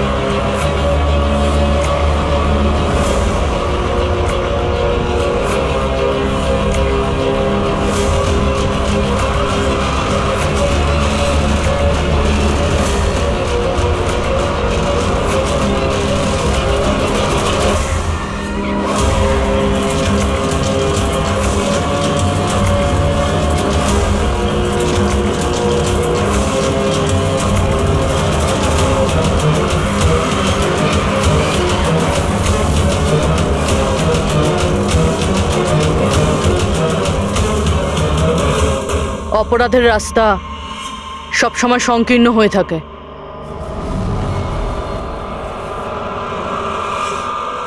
তুমি এটাই ভাবছো যে আমরা কি করে জানলাম যে তুমি খুন করেছো? আমরা তো এটা জানতাম যে এই মাস্টার মাইন্ড মন্দিরা দেবীর নিজেরই কোনো লোক। তাই আমার মৃত্যুর পরে আমি সব থেকে আগে এটা খোঁজ নিয়েছি যে আপনাদের মধ্যে কে সে যে অভিজিৎকে চিনত বা দেখা করেছেন। তারপরে আমার মনে এলো যে ক্রাইম ব্রাঞ্চের সেমিনারের জন্য অভিজিৎ দিল্লি গিয়েছিল। ওই সেমিনারে আসা লোকেদের লিস্ট যখন আমি দেখলাম তখন জানলাম যে কায়রাও গিয়েছিল। ক্রিমিনাল সাইকোলজির স্টুডেন্ট কায়রা। আর তানিয়াকে জিজ্ঞাসাবাদ করার পরে আমরা জানতে পারলাম যে ঈশানাই এই সমস্ত কাজ করতে বলেছে। ওই সময় ঈশানার মা সরকারি হাসপাতালে অ্যাডমিট ছিলেন, আর তার কিছুক্ষণের মধ্যেই ঈশানার মাকে বেসরকারি হাসপাতালে যেখানে অ্যাডমিট করা হয়েছিল সেখানকার পুরো খরচ মিস কায়রা করেছিল। আর সবচেয়ে বড় ক্লু ওই পিসিও, যেখান থেকে অভিজিৎ স্যারের কাছে অর্ডার আসতো। দয়া স্যার সেখানে নজর রেখেছিল, আর সেখানেও তোমাকে দেখা গিয়েছিল। Okay fine, I give up. মেনে নিচ্ছি যে আপনারা খুবই স্মার্ট, কিন্তু স্যার এই কথাটা তো আপনিও মানবেন তাই না, যে আমিও অনেক স্মার্ট? হ্যাঁ, স্মার্ট তো তুমি বটেই। ক্রিমিনাল সাইকোলজির একজন ব্রিলিয়ান্ট স্টুডেন্ট, যে সৎ মায়ের থেকে নিজের পুরো পরিবারের খুনের বদলা নিতে চেয়েছিল।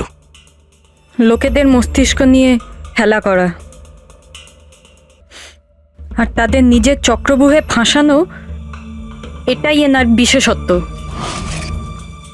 তাই আমি ভাবলাম যে এনাকে এনারই পদ্ধতিতে মেরে দিলে কেমন হয়। সেই কারণেই আমি ঈশানার সাথে দেখা করি, আর তারপর ডক্টর তানিয়ার সাহায্য নিই। She was mad, she wanted to do an experiment. তারপর আমি ঈশানাকে অনেক বুঝিয়েছি, অনেক বোঝানোর পরে শি ওয়াজ রেডি।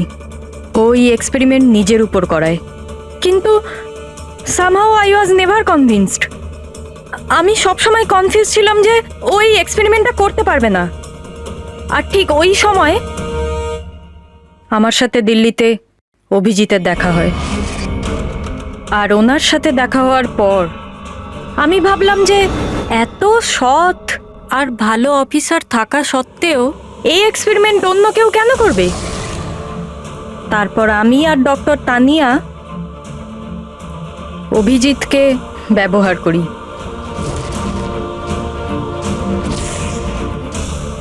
আর আমার এক্সপেরিমেন্ট ওর ওপরে করি। আর ঈশানা আমাদের কোনো কাজে ছিল না, তাই ওকে আমাদের রাস্তা থেকে সরিয়ে ফেলি। ডিকে আর ওই দুজন বডিগার্ড, ওরা তোমার কি ক্ষতি করেছিল? ওদেরকে কেন মেরেছো? এটা এই কারণে করেছি যাতে সমস্ত দোষ অভিজিতের উপর চলে আসে। আর অভিজিতের গান থেকে বুলেট নেওয়ার জন্যে টনি ছিল তো ওর মাথার মধ্যে। হি ওয়াজ দেয়ার। তুমি এতটা নিচে নামতে পারো কায়রা, আমি কখনো ভাবতেও পারিনি। এবার জানতে পেরে গেছো তো? তুমি আমার মা বাবার সাথে, আমার ফ্যামিলির সাথে যেটা করেছো না, তোমার বেঁচে থাকার কোনো অধিকার নেই। আমি এইসব এই কারণেই করেছি যাতে আমি প্রুভ করতে পারি যে পৃথিবীর যে কোনো মানুষের মস্তিষ্কের সাথে খেলা যেতেই পারে, তা সে যত বড়ই সিআইডি অফিসার হোক। কায়রা, তুমি প্রতিশোধের আগুনে একজন সাহসী অফিসারের প্রাণ নিয়ে খেলেছো, আর তাছাড়াও 4 জন নিরীহ লোকের প্রাণ নিয়েছো।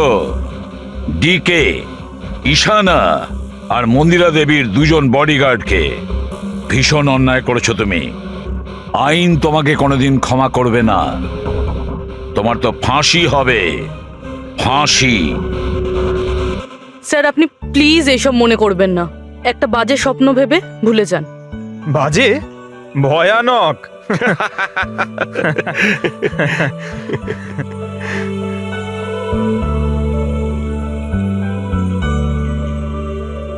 বস, হ্যাঁ বলো সালুকে, বলো। কেস তো সলভ হলো? হ্যাঁ, কেস তো সলভ হলো, কিন্তু কিন্তু কি? বস, অভিজিতের মস্তিষ্কে যে টনিকে প্ল্যান্ট করা হয়েছিল, সেই উদ্দেশ্যটা সফল হয়েছে। তারপরে এখন আর কেউ ট্রিগার ধরবে না, ওর কানের সামনে কেউ গান করবে না, যার কারণে অভিজিৎ টনি হয়ে যেত। হ্যাঁ হ্যাঁ, কিন্তু বস, কিন্তু কি? বস, কথাটা এই, টনি অভিজিতের মস্তিষ্ক থেকে কখনো যাবে না। কি? টনি অভিজিতের পার্সোনালিটির অংশ হয়ে গেছে বস। কেউ জানে না যে কবে, কখন, কোথায় সামনে এসে যাবে।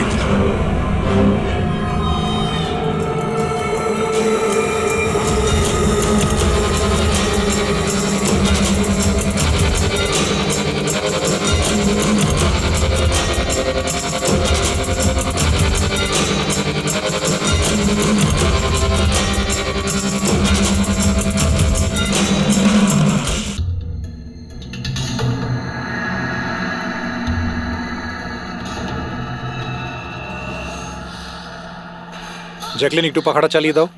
ওকে বস।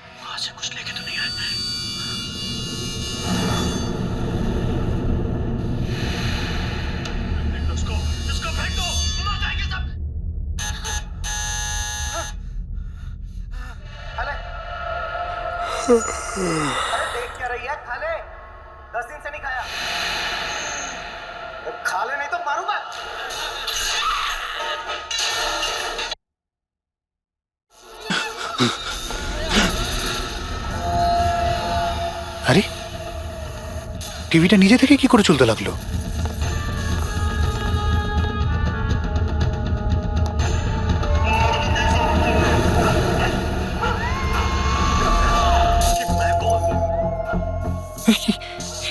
এগুলো এগুলো কি হচ্ছে?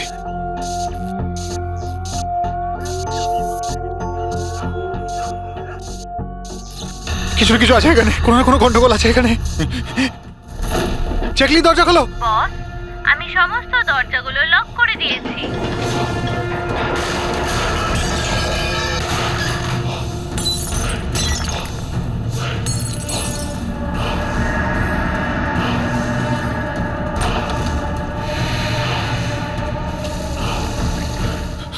ল্যাপটপ ল্যাপটপ ল্যাপটপ এটা অন হচ্ছে না কেন?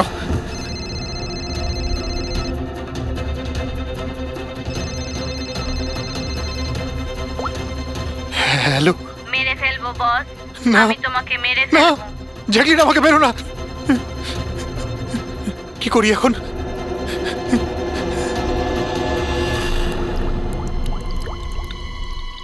এই জল,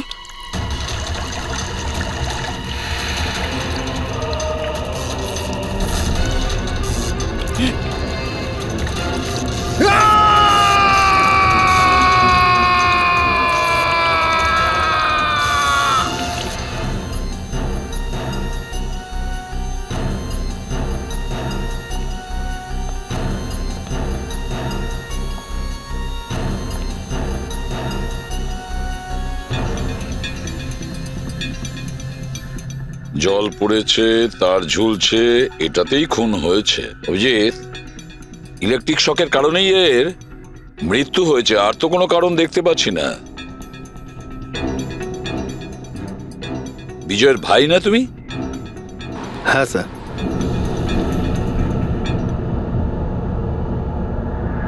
স্যার, বডির মধ্যে না আঘাতের কোনো চিহ্ন আছে আর না অন্য কিছু রয়েছে। পঙ্কজ, বডিটাকে ফরেন্সিক ল্যাবে পাঠিয়ে দাও। এটা কোনো দুর্ঘটনা না স্যার, আমার দাদাকে মার্ডার করা হয়েছে। দেখুন, এত জোর দিয়ে আপনি কি করে বলছেন যে আপনার দাদার মৃত্যু স্বাভাবিক নয়? আপনি কাউকে সন্দেহ করেন? কে করতে পারে এটা? স্যার, দাদার একটা শত্রু না, হাজার শত্রু ছিল। এতগুলো শত্রু?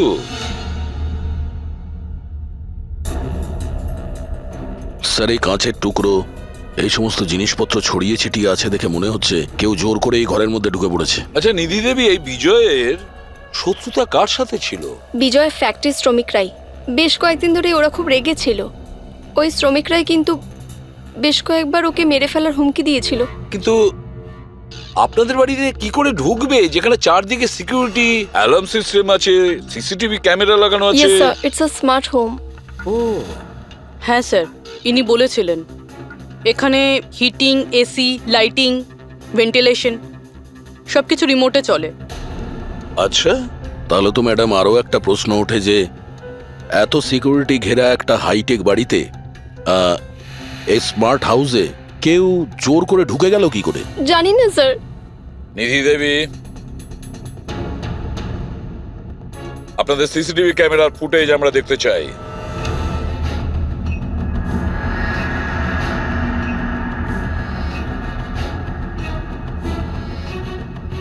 বিজয় তো পালাচ্ছে, বাঁচার চেষ্টা করছে, কিন্তু কার ভয়ে দৌড়চ্ছে দেখতেই তো পাচ্ছি না স্যার। স্যার, কোনো অদৃশ্য শক্তি নয় তো? পঙ্কজ, এই চিন্তাভাবনাটা ভুল করেও দ্বিতীয়বার নিজের মাথায় এনো না, না হলে এসিপি স্যার তোমাকে অদৃশ্য করে দেবে সিআইডি থেকে। নিশ্চয়ই ওই শ্রমিকরাই কিছু একটা করেছে। আমার স্বামীর মৃত্যুর জন্য ওরাই একমাত্র দায়ী। যে কয়জন শ্রমিক আছে প্রত্যেকের অ্যাড্রেস আমাদের চাই। স্যার, আপনাদের কোথাও ভুল হচ্ছে, এগুলো কিন্তু ভালো হচ্ছে না স্যার। স্যার, আমরা গরিব শ্রমিক ঠিকই, কিন্তু তার মানে এটা নয় যে আপনারা আমাদের খুনি বলবেন। এই দিকটা আসো। দেখো, আমরা কারোর ওপর কোনো দোষ চাপাচ্ছি না, আমরা শুধুমাত্র সত্যিটা জানার চেষ্টা করছি। আর এটা কি সত্যি নয় যে আপনারা সবাই মিলে বিজয়কে প্রাণে মারার হুমকি দিয়েছেন? স্যার, এসব আপনাকে কে বললো? বিজয় বলেছে, সেই জন্য চুপ করে আর কোনো লাভ নেই। যেই এটা করেছে তাড়াতাড়ি স্বীকার করো, বুঝেছো? স্যার, আমি মানছি যে আমরা কয়েকবার রেগে গিয়ে এই রকমের হুমকি দিয়েছিলাম, কিন্তু বিজয় স্যারকে খুন করার ব্যাপারে আমাদের মধ্যে কেউ এটা ভাবতেই পারে না। হ্যাঁ স্যার, ও মারা গেলে আমাদের কি লাভ হতো? উল্টে তো এখন আমাদের লোকসান হয়ে গেল। 6 মাসের মাইনেটা যে বাকি আছে এবার কে দেবে? ও, তার মানে আপনারা বিজয়বাবুর ওপরে এই কারণেই রেগেছিলেন যে গত 6 মাস ধরে ও আপনাদের মাইনে দেয়নি? হ্যাঁ হ্যাঁ স্যার, বেশ কয়েক মাস ধরে আমরা ধার দেনা করেই সংসার চালাচ্ছিলাম। 2 মাস ধরে বাচ্চাদের স্কুলের ফিস জমা দিতে পারিনি। কালই বাচ্চাদের স্কুল থেকে বের করে দেওয়া হয়েছে এটা বলে, যদি স্কুলের ফিস না আনতে পারো তাহলে স্কুলে এসো না। আচ্ছা, এটা বলো যে এটাই শুধু কারণ ছিল এই বিজয়ের ওপরে, নাকি অন্য কোনো কারণ ছিল? স্যার, একটা কারণ এটাও ছিল যে স্যার আমাদের কাজ থেকে বের করে দিতে চেয়েছিলেন।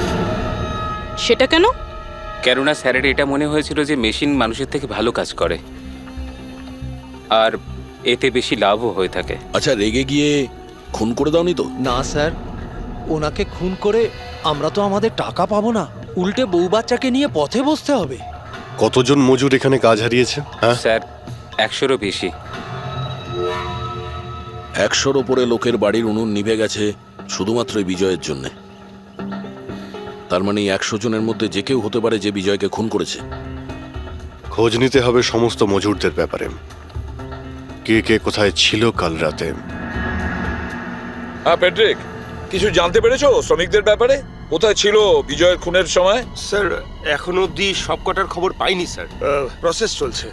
স্যার, হ্যাঁ পুরবি, স্যার এমন একটা কথা জানতে পেরেছি যেটার বিজয়ের মৃত্যুর সাথে যোগাযোগ থাকতে পারে। কি বলো তাড়াতাড়ি।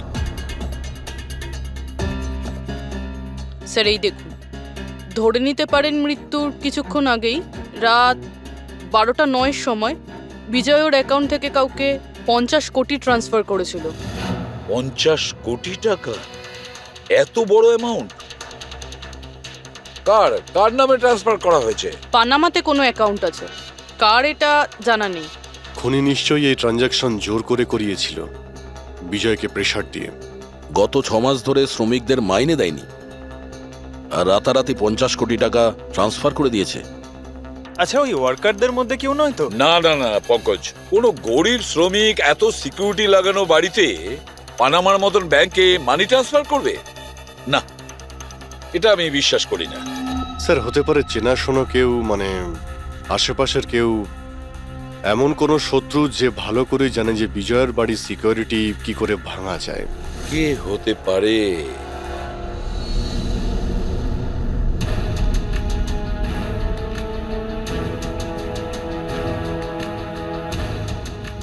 জ্যাকলিন, আরে প্রচন্ড গরম লাগছে তো, একটু এসি টেম্পারেচারটা 20 করে দাও তো। করে দিয়েছি বস। এখন রুমের টেম্পারেচার হলো 20 ডিগ্রি সেলসিয়াস। নাইস। আর জ্যাকলিন, আমার আর একটা কাজ করো, রুমের লাইটটা একটু কমিয়ে দাও, আমি একটু আরাম করতে চাই।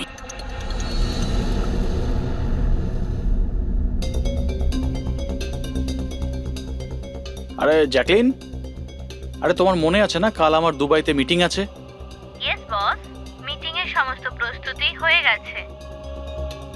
আচ্ছা এটা বলো তো, কালকে দুবাইয়ের টেম্পারেচার কেমন থাকবে?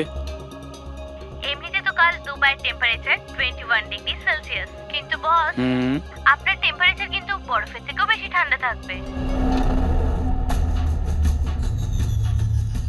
তার মানে? তার মানে বস, মৃতদেহের টেম্পারেচার ঠান্ডাই থাকে। কি? মনে হচ্ছে তোমার সফটওয়্যারের মধ্যে কোনো সমস্যা হয়েছে। এটা কি ধরনের মজা? এটা মজার কথা না বস, এটা সত্যিই হতে চলেছে। বস, আপনার কোনো শেষ ইচ্ছে? চুপ করো, কি বাজে কথা বলছো? কে কে কে? বাইরে এসো। বস, আমরা দুজন ছাড়া এখানে আর কেউই নেই। তাছাড়া আপনি আমার সঙ্গ পছন্দ করেন, তাই তো? আরে চুপ করো।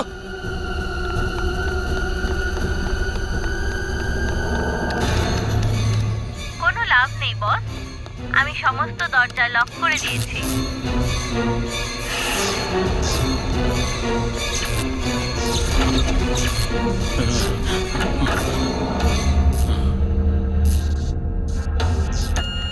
বস, আপনি ভিতরে কেন চলে গেলেন? আসুন, বাইরে আসুন। কে তুমি?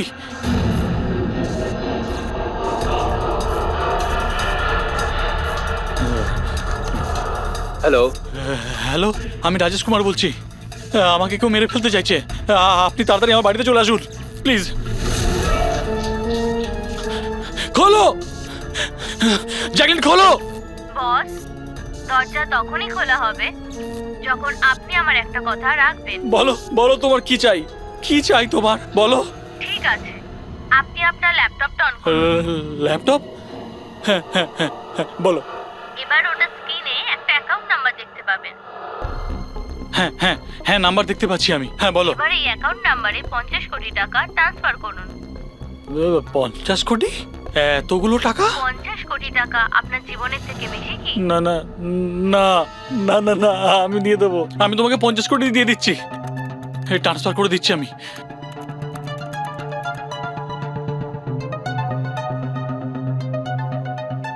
দেখো, এই অ্যাকাউন্টে 50 কোটি টাকা আমি ট্রান্সফার করে দিয়েছি। দেখো, এবার আমাকে যেতে দাও। ঠিক আছে বস, এবার আপনি যেতে পারেন। দরজা খোলা আছে। আরে আরে বাহ, দরজা খোলা আছে।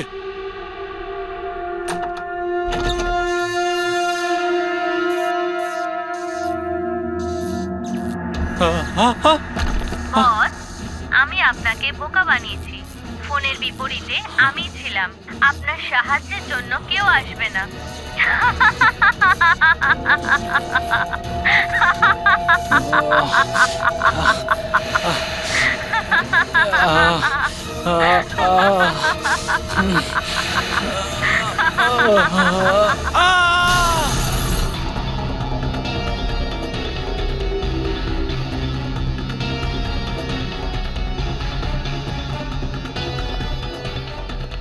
স্যার, এই ঝাড়বাতির হুক তো একদম ঠিক আছে।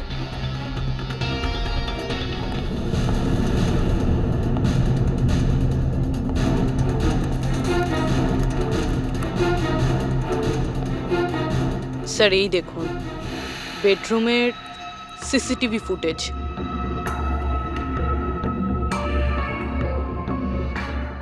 মনে হচ্ছে কারো হাত থেকে বাঁচার জন্য ও ওই রুমে যায় আর ভিতর থেকে দরজাটা লক করে দেয়। একবার এই রাজেশের ওয়াইফের সঙ্গে কথা বলা যাক।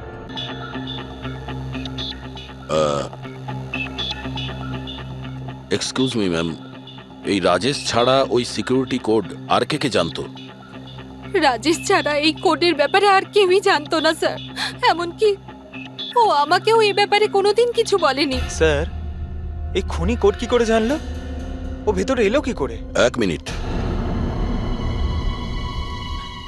এটা তো ঠিক সেই রকমই যেটা বিজয়ের ঘরে ছিল। রাজেশের মডার্ন টেকনোলজির উপর খুব শখ ছিল। মেশিন, গ্যাজেট সবকিছুতেই সব সময় ও আপ টু ডেট থাকতো। এই বাড়িটাকে স্মার্ট হোমে পরিণত করেছিল ও। প্রত্যেকটা মেশিনকেই ওর ভার্চুয়াল অ্যাসিস্ট্যান্ট জ্যাকলিন অপারেট করতে জানতো। তার মানে আরো একটা কমন ব্যাপার আছে বিজয় আর রাজেশের মধ্যে, যেটা হলো টেকনোলজি।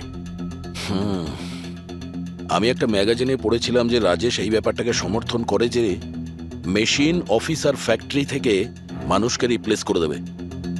আর মজুরদের ক্ষোভটাও এই বিষয় নিয়েই ছিল, বিজয়ের উপর। ম্যাডাম, অ্যাকাউন্ট ডিপার্টমেন্ট জানিয়েছে যে রাজেশ স্যার অ্যাকাউন্ট থেকে 50 কোটি টাকা কোথাও উধাও হয়ে গেছে। এক মিনিট, ওই 50 কোটি টাকা কোথায় গিয়েছিল? মানে কোনো পানামার অ্যাকাউন্টে? হ্যাঁ স্যার, কিন্তু আপনি কি করে জানলেন? এবার তো মনে হচ্ছে যে বিজয় আর রাজেশের খুনি একজনই, যে বড় লোকেদের টার্গেট বানাচ্ছে। ওকে যদি এখনই না ধরা যায় তাহলে হয়তো অনেকগুলো খুন হবে। চলো রঘুকে গিয়ে এটা বলি। চলো, চলে এসো চলে এসো।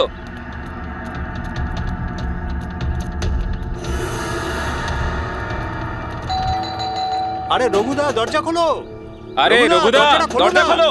রঘুদা, দরজা খোলো। রঘু ভাই, আরে রঘুদা, তাড়াতাড়ি তুমি এদিকে আসো না একবার। আরে কোনো বিপদ নয়, টাকা পেয়ে গেছি আমরা, টাকা। আরে মোবাইল চেক করো তোমার। মেসেজ মেসেজ পড়ো, মেসেজ।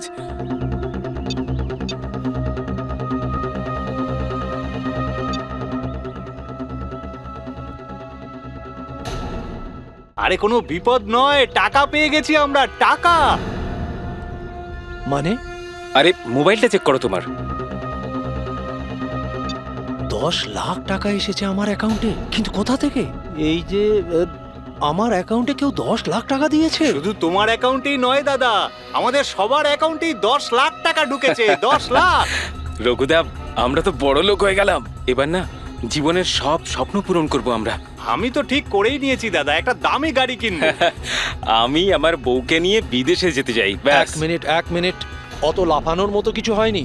এতগুলো টাকা আমাদের অ্যাকাউন্টে এলো কি করে? আরে কি যায় আসে, যেখান থেকে হোক এসেছে। আমার ব্যাপারটা সুবিধে লাগছে না। আমার মনে হয় যে সিআইডি কে ফোন করা উচিত।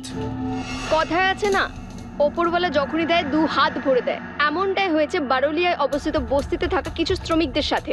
গতকাল পর্যন্ত যেখানে এদের কাছে খাওয়ার জন্য কিছুই ছিল না, কিন্তু আজ সেই শ্রমিকদের অ্যাকাউন্টেই কোনো এক ভালো মানুষ 10 লাখ টাকা পর্যন্ত দিয়ে দিয়েছে। কিন্তু টাকাটা কোথা থেকে এসেছে, কে দিয়েছে, সেটা এখনো সঠিকভাবে কিছু বলা যাচ্ছে না। এবার আমরা চোখ রাখবো পরবর্তী বিশেষ খবরে। স্যার, সব টাকাটাই শ্রমিকদের কাছে পানামা অ্যাকাউন্টটা থেকেই এসেছে। যা বাবা, 10 লক্ষ টাকা! সে যেই হোক, সে প্রথমে বিজয় আর রাজেশকে খুন করেছে, আর তারপরে ওদেরই টাকা, মানে বিজয় আর রাজেশের টাকা গরিবদের কাছে বিলিয়ে দিয়েছে। কিন্তু স্যার, এই যেই হোক, এই উদারমনস্ক খুনি এইরকম টাইট সিকিউরিটির বাড়িতে ঢুকলো কি করে? দয়া, তুমি একটা ব্যাপার নোটিস করেছো? এই বিজয় আর রাজেশ দুজনেরই টাইট সিকিউরিটিতে ঘেরা বাড়ি আর্টিফিশিয়াল ইন্টেলিজেন্সে চলতো। আর দুজনের বাড়িতেই একই ভার্চুয়াল অ্যাসিস্ট্যান্ট ছিল, জ্যাকলিন। হ্যাঁ স্যার, তো হতে পারে যে এই ধূর্ত খুনি এই আর্টিফিশিয়াল ইন্টেলিজেন্সকে হ্যাক করেছিল, আর এই জ্যাকলিনকে ওর মালিকের বিরুদ্ধে প্রোগ্রাম করেছিল। হতে পারে। আচ্ছা, ওই জ্যাকলিন আর ওই সফটওয়্যার কোন কোম্পানির? স্যার, খুব বিখ্যাত কোম্পানি বিওটি টেকনোলজিসের মালিক মিস্টার অরবিন্দ। এই জ্যাকলিন উনিই বের করেছেন। I see. তাহলে ওই জ্যাকলিনের পিছনে অরবিন্দ আছে। অরবিন্দ? এরপরে কোনো এক্সকিউজ কিন্তু আমি শুনবো না। প্লিজ তোমরা কাজের প্রতি সিরিয়াস হও। মিস্টার অরবিন্দ, হ্যাঁ, আমরা সিআইডি থেকে আসছি, আপনার কাছে কিছু প্রশ্ন জিজ্ঞাসা করব। সরি, এই সময় আমি একটু বিজি আছি। কালকে সন্ধেবেলা আপনারা আসুন। মিস্টার অরবিন্দ, বেশি ওভার স্মার্ট হওয়ার একদমই চেষ্টা করবেন না। দুটো খুন হয়েছে। ভাগ্য ভালো যে আমরা এখানে কথা বলতে এসেছি। এরপর জিজ্ঞাসাবাদ কিন্তু সিআইডি ব্যুরোতেও হতে পারে। কথাটা বুঝতে পারলেন? আপনারা আসুন না, বসুন না। কি নেবেন, চা কফি? এই এখানে দাঁড়িয়ে আছো কেন? যাও চা কফি নিয়ে ভার্চুয়াল অ্যাসিস্ট্যান্ট জ্যাকলিন, যেটা আর্টিফিশিয়াল ইন্টেলিজেন্স দিয়ে চলে, আপনি বানিয়েছেন? হ্যাঁ, আমিই বানিয়েছি। আর এই ক্রিয়েশনটা নিয়ে আমি খুব প্রাউড ফিল করছি। ইনফ্যাক্ট আমি তো এটাই বলবো যে আপনারা সিআইডির লোকেরাও এই পুরনো ব্যুরো সরিয়ে স্মার্ট ব্যুরো বানিয়ে নিন, আর আপনাদের এই কিছু অফিসারকে সরিয়ে দিন। হ্যাঁ, আর আপনাদের যত এই মার্ডার কেসেস আছে সেগুলো সফটওয়্যার দিয়ে সলভ করুন, তাই না? তোমার মনে হচ্ছে যে এই সফটওয়্যার দিয়ে মার্ডার কেস খুব সহজেই সলভ হয়ে যাবে? নিশ্চয়ই। তাহলে তো এটাও হতে পারে যে এই সফটওয়্যারের সাহায্যে কেউ খুনও করতে পারে, তাই তো? আমি কিছু বুঝতে পারছি না। তোমার অনেক ক্লায়েন্ট তো ইউজ করে না এই ভার্চুয়াল টেকনোলজি, হ্যাঁ, ভার্চুয়াল অ্যাসিস্ট্যান্ট। তাহলে এটা কি সম্ভব নয় যে ওটাকে হ্যাক করা যায়, আর হ্যাক করার পরে এই ভার্চুয়াল অ্যাসিস্ট্যান্টকে দিয়ে নিজের মালিককেই মেরে দেওয়া যায়? যেই টেকনিকটা ব্যবহার করে আমি জ্যাকলিনকে বানিয়েছি সেটা হ্যাক করা ইম্পসিবল। যদি আপনার টেকনিক এতটাই ফুল প্রুফ হয়, তাহলে ওদের স্মার্ট হোমের যতগুলো গ্যাজেট আর যতগুলো সিস্টেম, সেগুলো হ্যাক কি করে করলো? স্যার, আমার মনে হচ্ছে ওই লোকেরা সেটিংটাই কিছু করেছে, নইলে আমার এই টেকনোলজি তো একদম ফুল প্রুফ। যতটাই ফুল প্রুফ হোক বা সিকিউর, এই যে হ্যাকাররা থাকে না, ওদের কিন্তু বেশিক্ষণ লাগে না এগুলো হ্যাক করতে।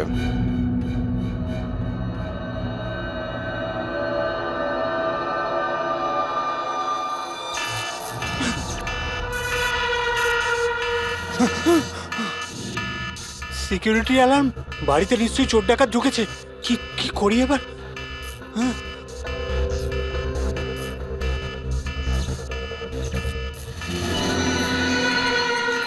ও মাই গড, এর কাছে তো বন্দুক আছে।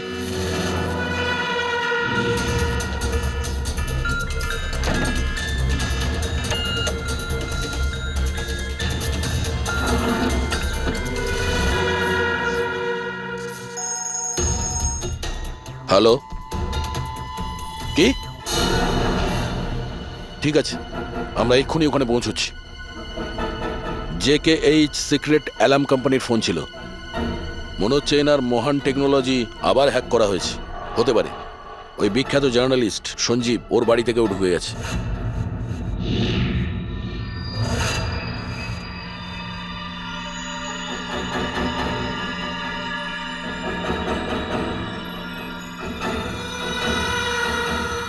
দ্রুত আমার দিকে এগিয়ে আসছে দেখছি।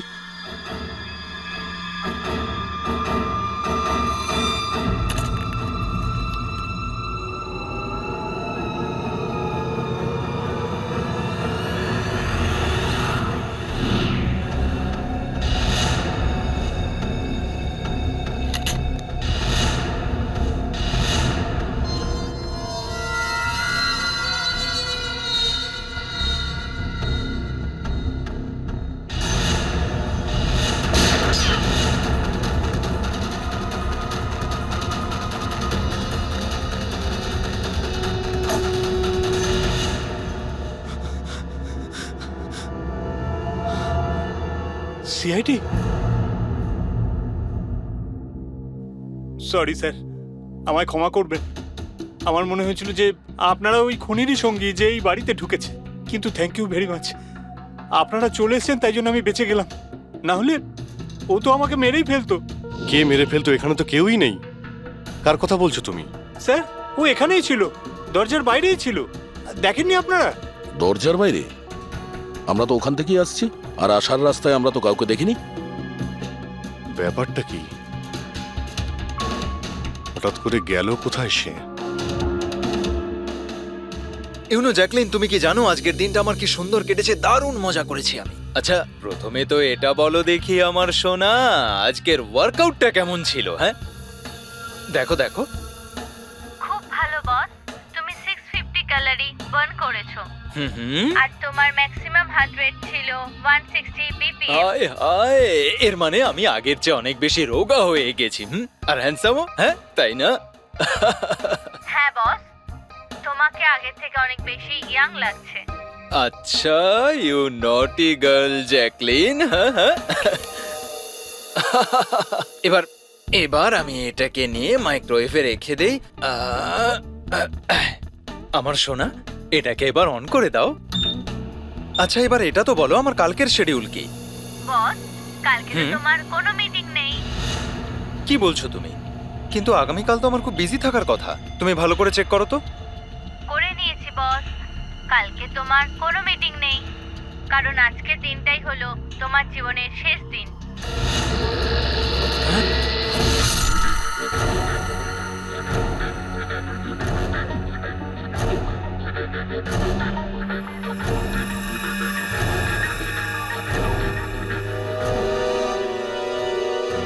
উনি খুব সাংঘাতিক প্ল্যান করেছিল।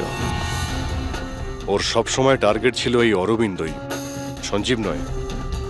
আর স্যার, যেটা সঞ্জীবের বাড়িতে হলো সেটা ছিল আমাদের বোকা বানানোর জন্য। ওখানে যা কিছু হয়েছিল সব বোকা বানানোর জন্য। ও চাইছিল আমরা ওই সঞ্জীবের ঘরে বিজি হয়ে যাই, আর খুনি খুব সহজেই অরবিন্দকে খুন করে দেবে। কিন্তু স্যার ওই সঞ্জীবের বাড়িতেও তো মাস্কওয়ালা লোকটা এসেছিল। পঙ্কজ, এটা একটা প্ল্যান ছিল, সবকিছুই একটা ভাবনা চিন্তা করার প্ল্যান। আমার তো মনে হয় সঞ্জীবের বাড়িতে কেউ ছিল না। এই ফুটেজ ওর ফোনে আগে থেকে দিয়ে দেওয়া হয়েছিল। যে হ্যাকার এত সব কিছু করতে পারে তার কাছে এটা তো একটা সামান্য ব্যাপার। এই আর্টিফিশিয়াল ইন্টেলিজেন্সির যে টেকনোলজি, যেটা সমস্ত বাড়িতে লাগানো আছে, ওটা তো এই অরবিন্দই বানিয়েছিল। আর যদি কেউ অরবিন্দর বানানো টেকনোলজিকে হ্যাক করে, তাহলে নিশ্চয়ই কোনো... ও নিশ্চয়ই অরবিন্দর জন্য কাজ করে স্যার, কারণ এটা বাইরের লোকের পক্ষে সম্ভব নয়। তাহলে খোঁজ নিতে হবে অরবিন্দর কোম্পানিতে এমন কোন কোন লোক আছে যারা অরবিন্দর মতোই বুদ্ধিমান আর ওর মতো ইন্টেলিজেন্টও। অরবিন্দকে খুন করেছে এদের মধ্যে যেই হোক না কেন, সে নিশ্চয়ই এই আর্টিফিশিয়াল টেকনিকের ব্যাপারে খুব ভালোভাবেই জানতো। কিন্তু সে কে হতে পারে? স্যার, দুজন আছে যারা মোটামুটি অরবিন্দের মতো টেকনোলজিটা জানে। এক তো ইয়ামান, যাকে অরবিন্দই জিনিয়াস বলতো। আর স্যার, দ্বিতীয়জন হলো এই রাহুল। একে অরবিন্দ রাইভাল কোম্পানি থেকে নিয়ে এসেছিল, যাতে ওর টেকনিক সবার থেকে ভালো এবং শক্তিশালী হয়। আর যত ধনী ব্যক্তি আছে অরবিন্দর, সবার বাড়িতেই এই সিস্টেম এই রাহুলই ইনস্টল করেছিল। তাহলে এই খুনি কোনো বড় লোককে টার্গেট করার আগে আমাদের ওর থেকে এক ধাপ এগিয়ে থাকতে হবে। স্যার, আমার মনে হয় খুনির পরের টার্গেট মেঘনা হতে পারে। মেঘনা?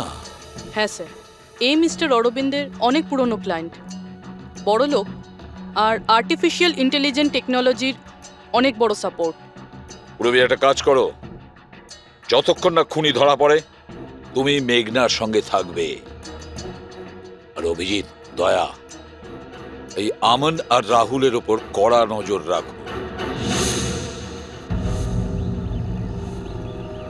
না স্যার, কাউকে দেখতেই পাচ্ছি না।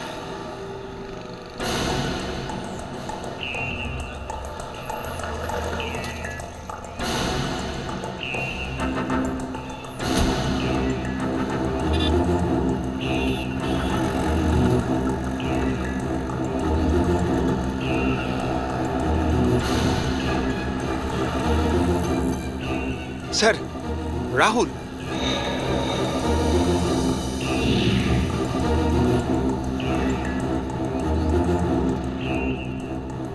বাড়ি একদম ফাঁকা, মনে হচ্ছে অমন ঘরেই নেই। চলো ভেতরে গিয়ে দেখি।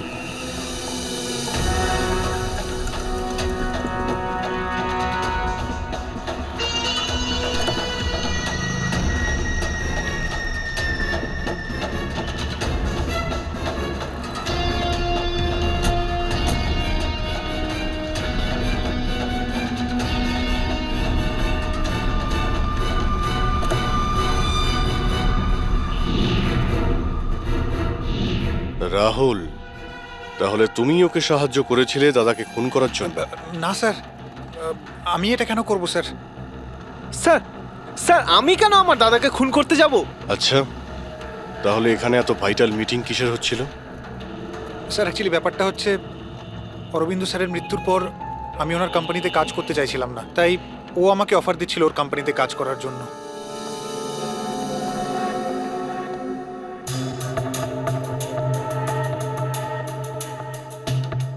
স্যার এখানে একবার দেখুন, 1 2 3 4 5, 5টা মনিটর স্যার। মনে হচ্ছে কম্পিউটারটা খুব হাইফাই স্যার। দেখি এই শক্তিশালী কম্পিউটারে কি কি ডেটা লুকিয়ে আছে।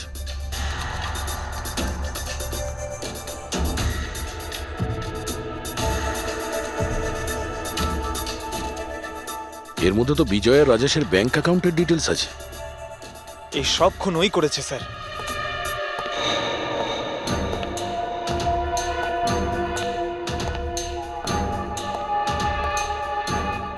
নমস্কার।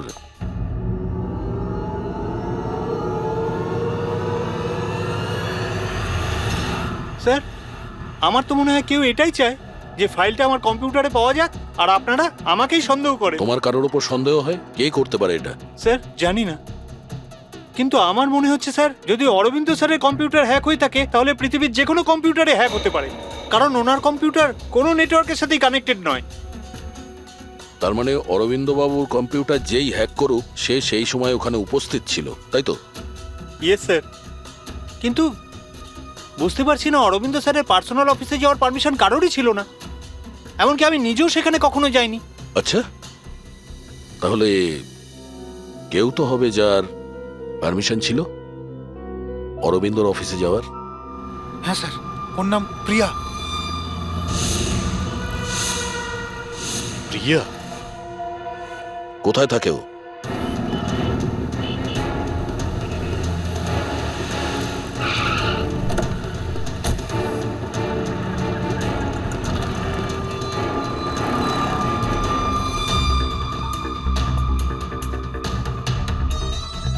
প্রিয়া?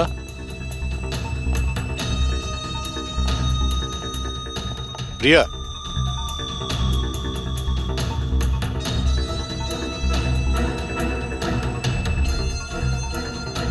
প্রিয়া?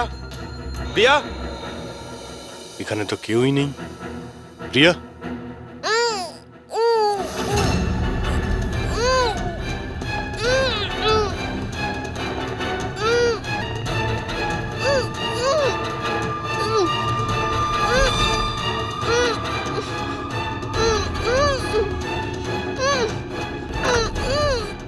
প্রিয়া? প্রিয়া?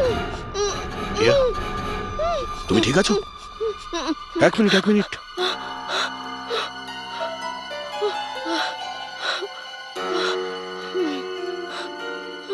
কে কে করেছে এইসব? হ্যাঁ, ওঠো ওঠো ওঠো, বাইরে এসো।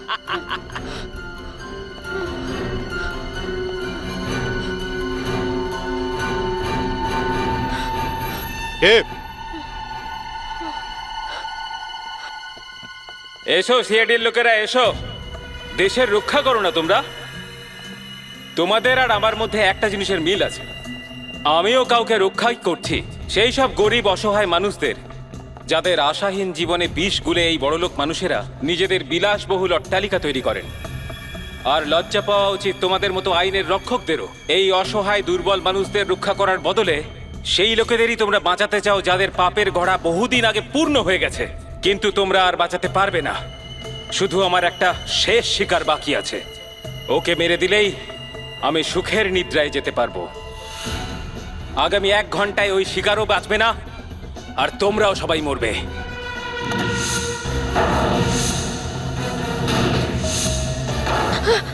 আরে এসব কি হচ্ছে?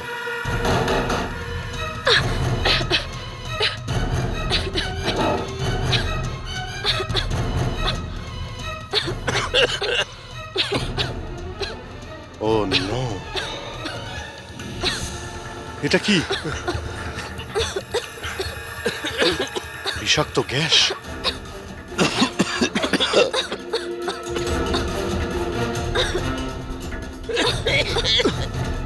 স্যার, পঙ্কজ পঙ্কজ পঙ্কজ পঙ্কজ পঙ্কজ, ওঠ। প্রিয়া, তুমি ঠিক আছো? বাইরে যাওয়ার তো কোনো রাস্তাও দেখতে পাচ্ছি না।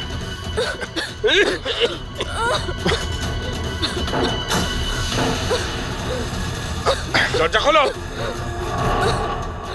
সমস্ত দরজা অটোমেটিক মনে হচ্ছে। কিচেনে গিয়ে দেখো সিলিন্ডার আছে কিনা। বুঝে গেছি স্যার।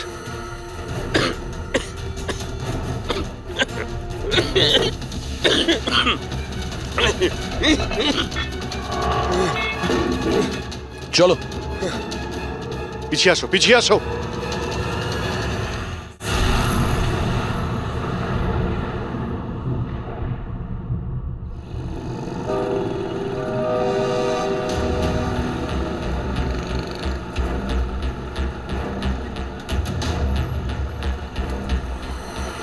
লিসেন এভরিওয়ান, তোমাদের সবার মনে আছে তো আমাদের কিন্তু এই অ্যাসাইনমেন্টটা মান্থ কমপ্লিট হওয়ার আগেই করতে হ্যাঁ হবে। মেঘনা ম্যাডাম। ওকে? কিসের আওয়াজ এটা?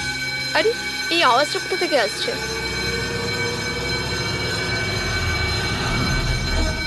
মনে হয় আগুন লেগে গেছে ম্যাডাম, ধোঁয়া বেরোচ্ছে madam. Come on come on, fast fast চলো, তাড়াতাড়ি বেরিয়ে চলো সবাই, চলো। ওকে ওকে ওঠাও। মেঘনা, মেঘনা, জানি না এসব কি করে তুমি হলো। ঠিক আছো? আমার খুব ভয় লাগছে, প্লিজ ডু সামথিং। ভয় পেও না, কিচ্ছু হবে না। চলো, চলুন।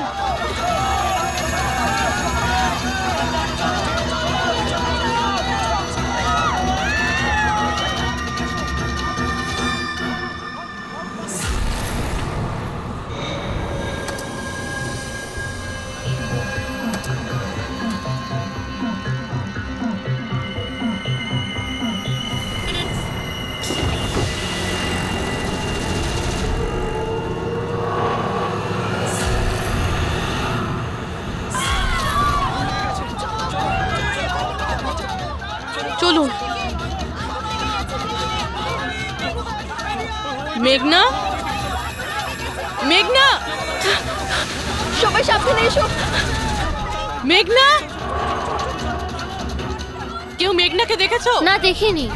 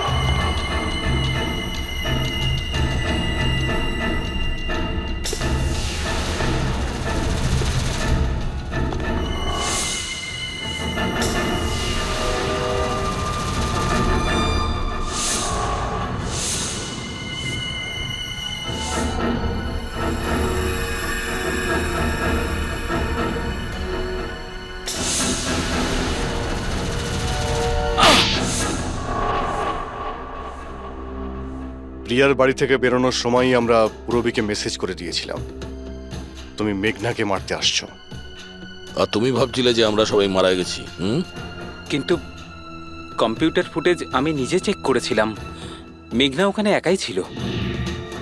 কিন্তু আপনারা যেভাবে তুমি সিকিউরিটি সিস্টেম হ্যাক করতে পারো আমরাও করতে পারি।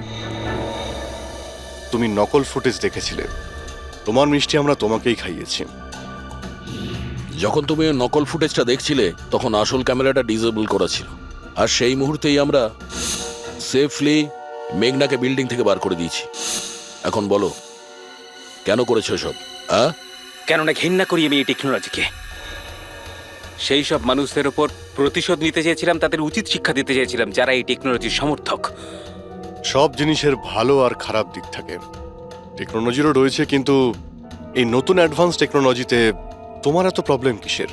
কেননা এই টেকনোলজি আমার বাবাই তৈরি করেছিল, অরবিন্দ নয়। এই জন্য এই টেকনোলজির ওপরে প্রথম অধিকার আমার বাবারই হওয়া উচিত।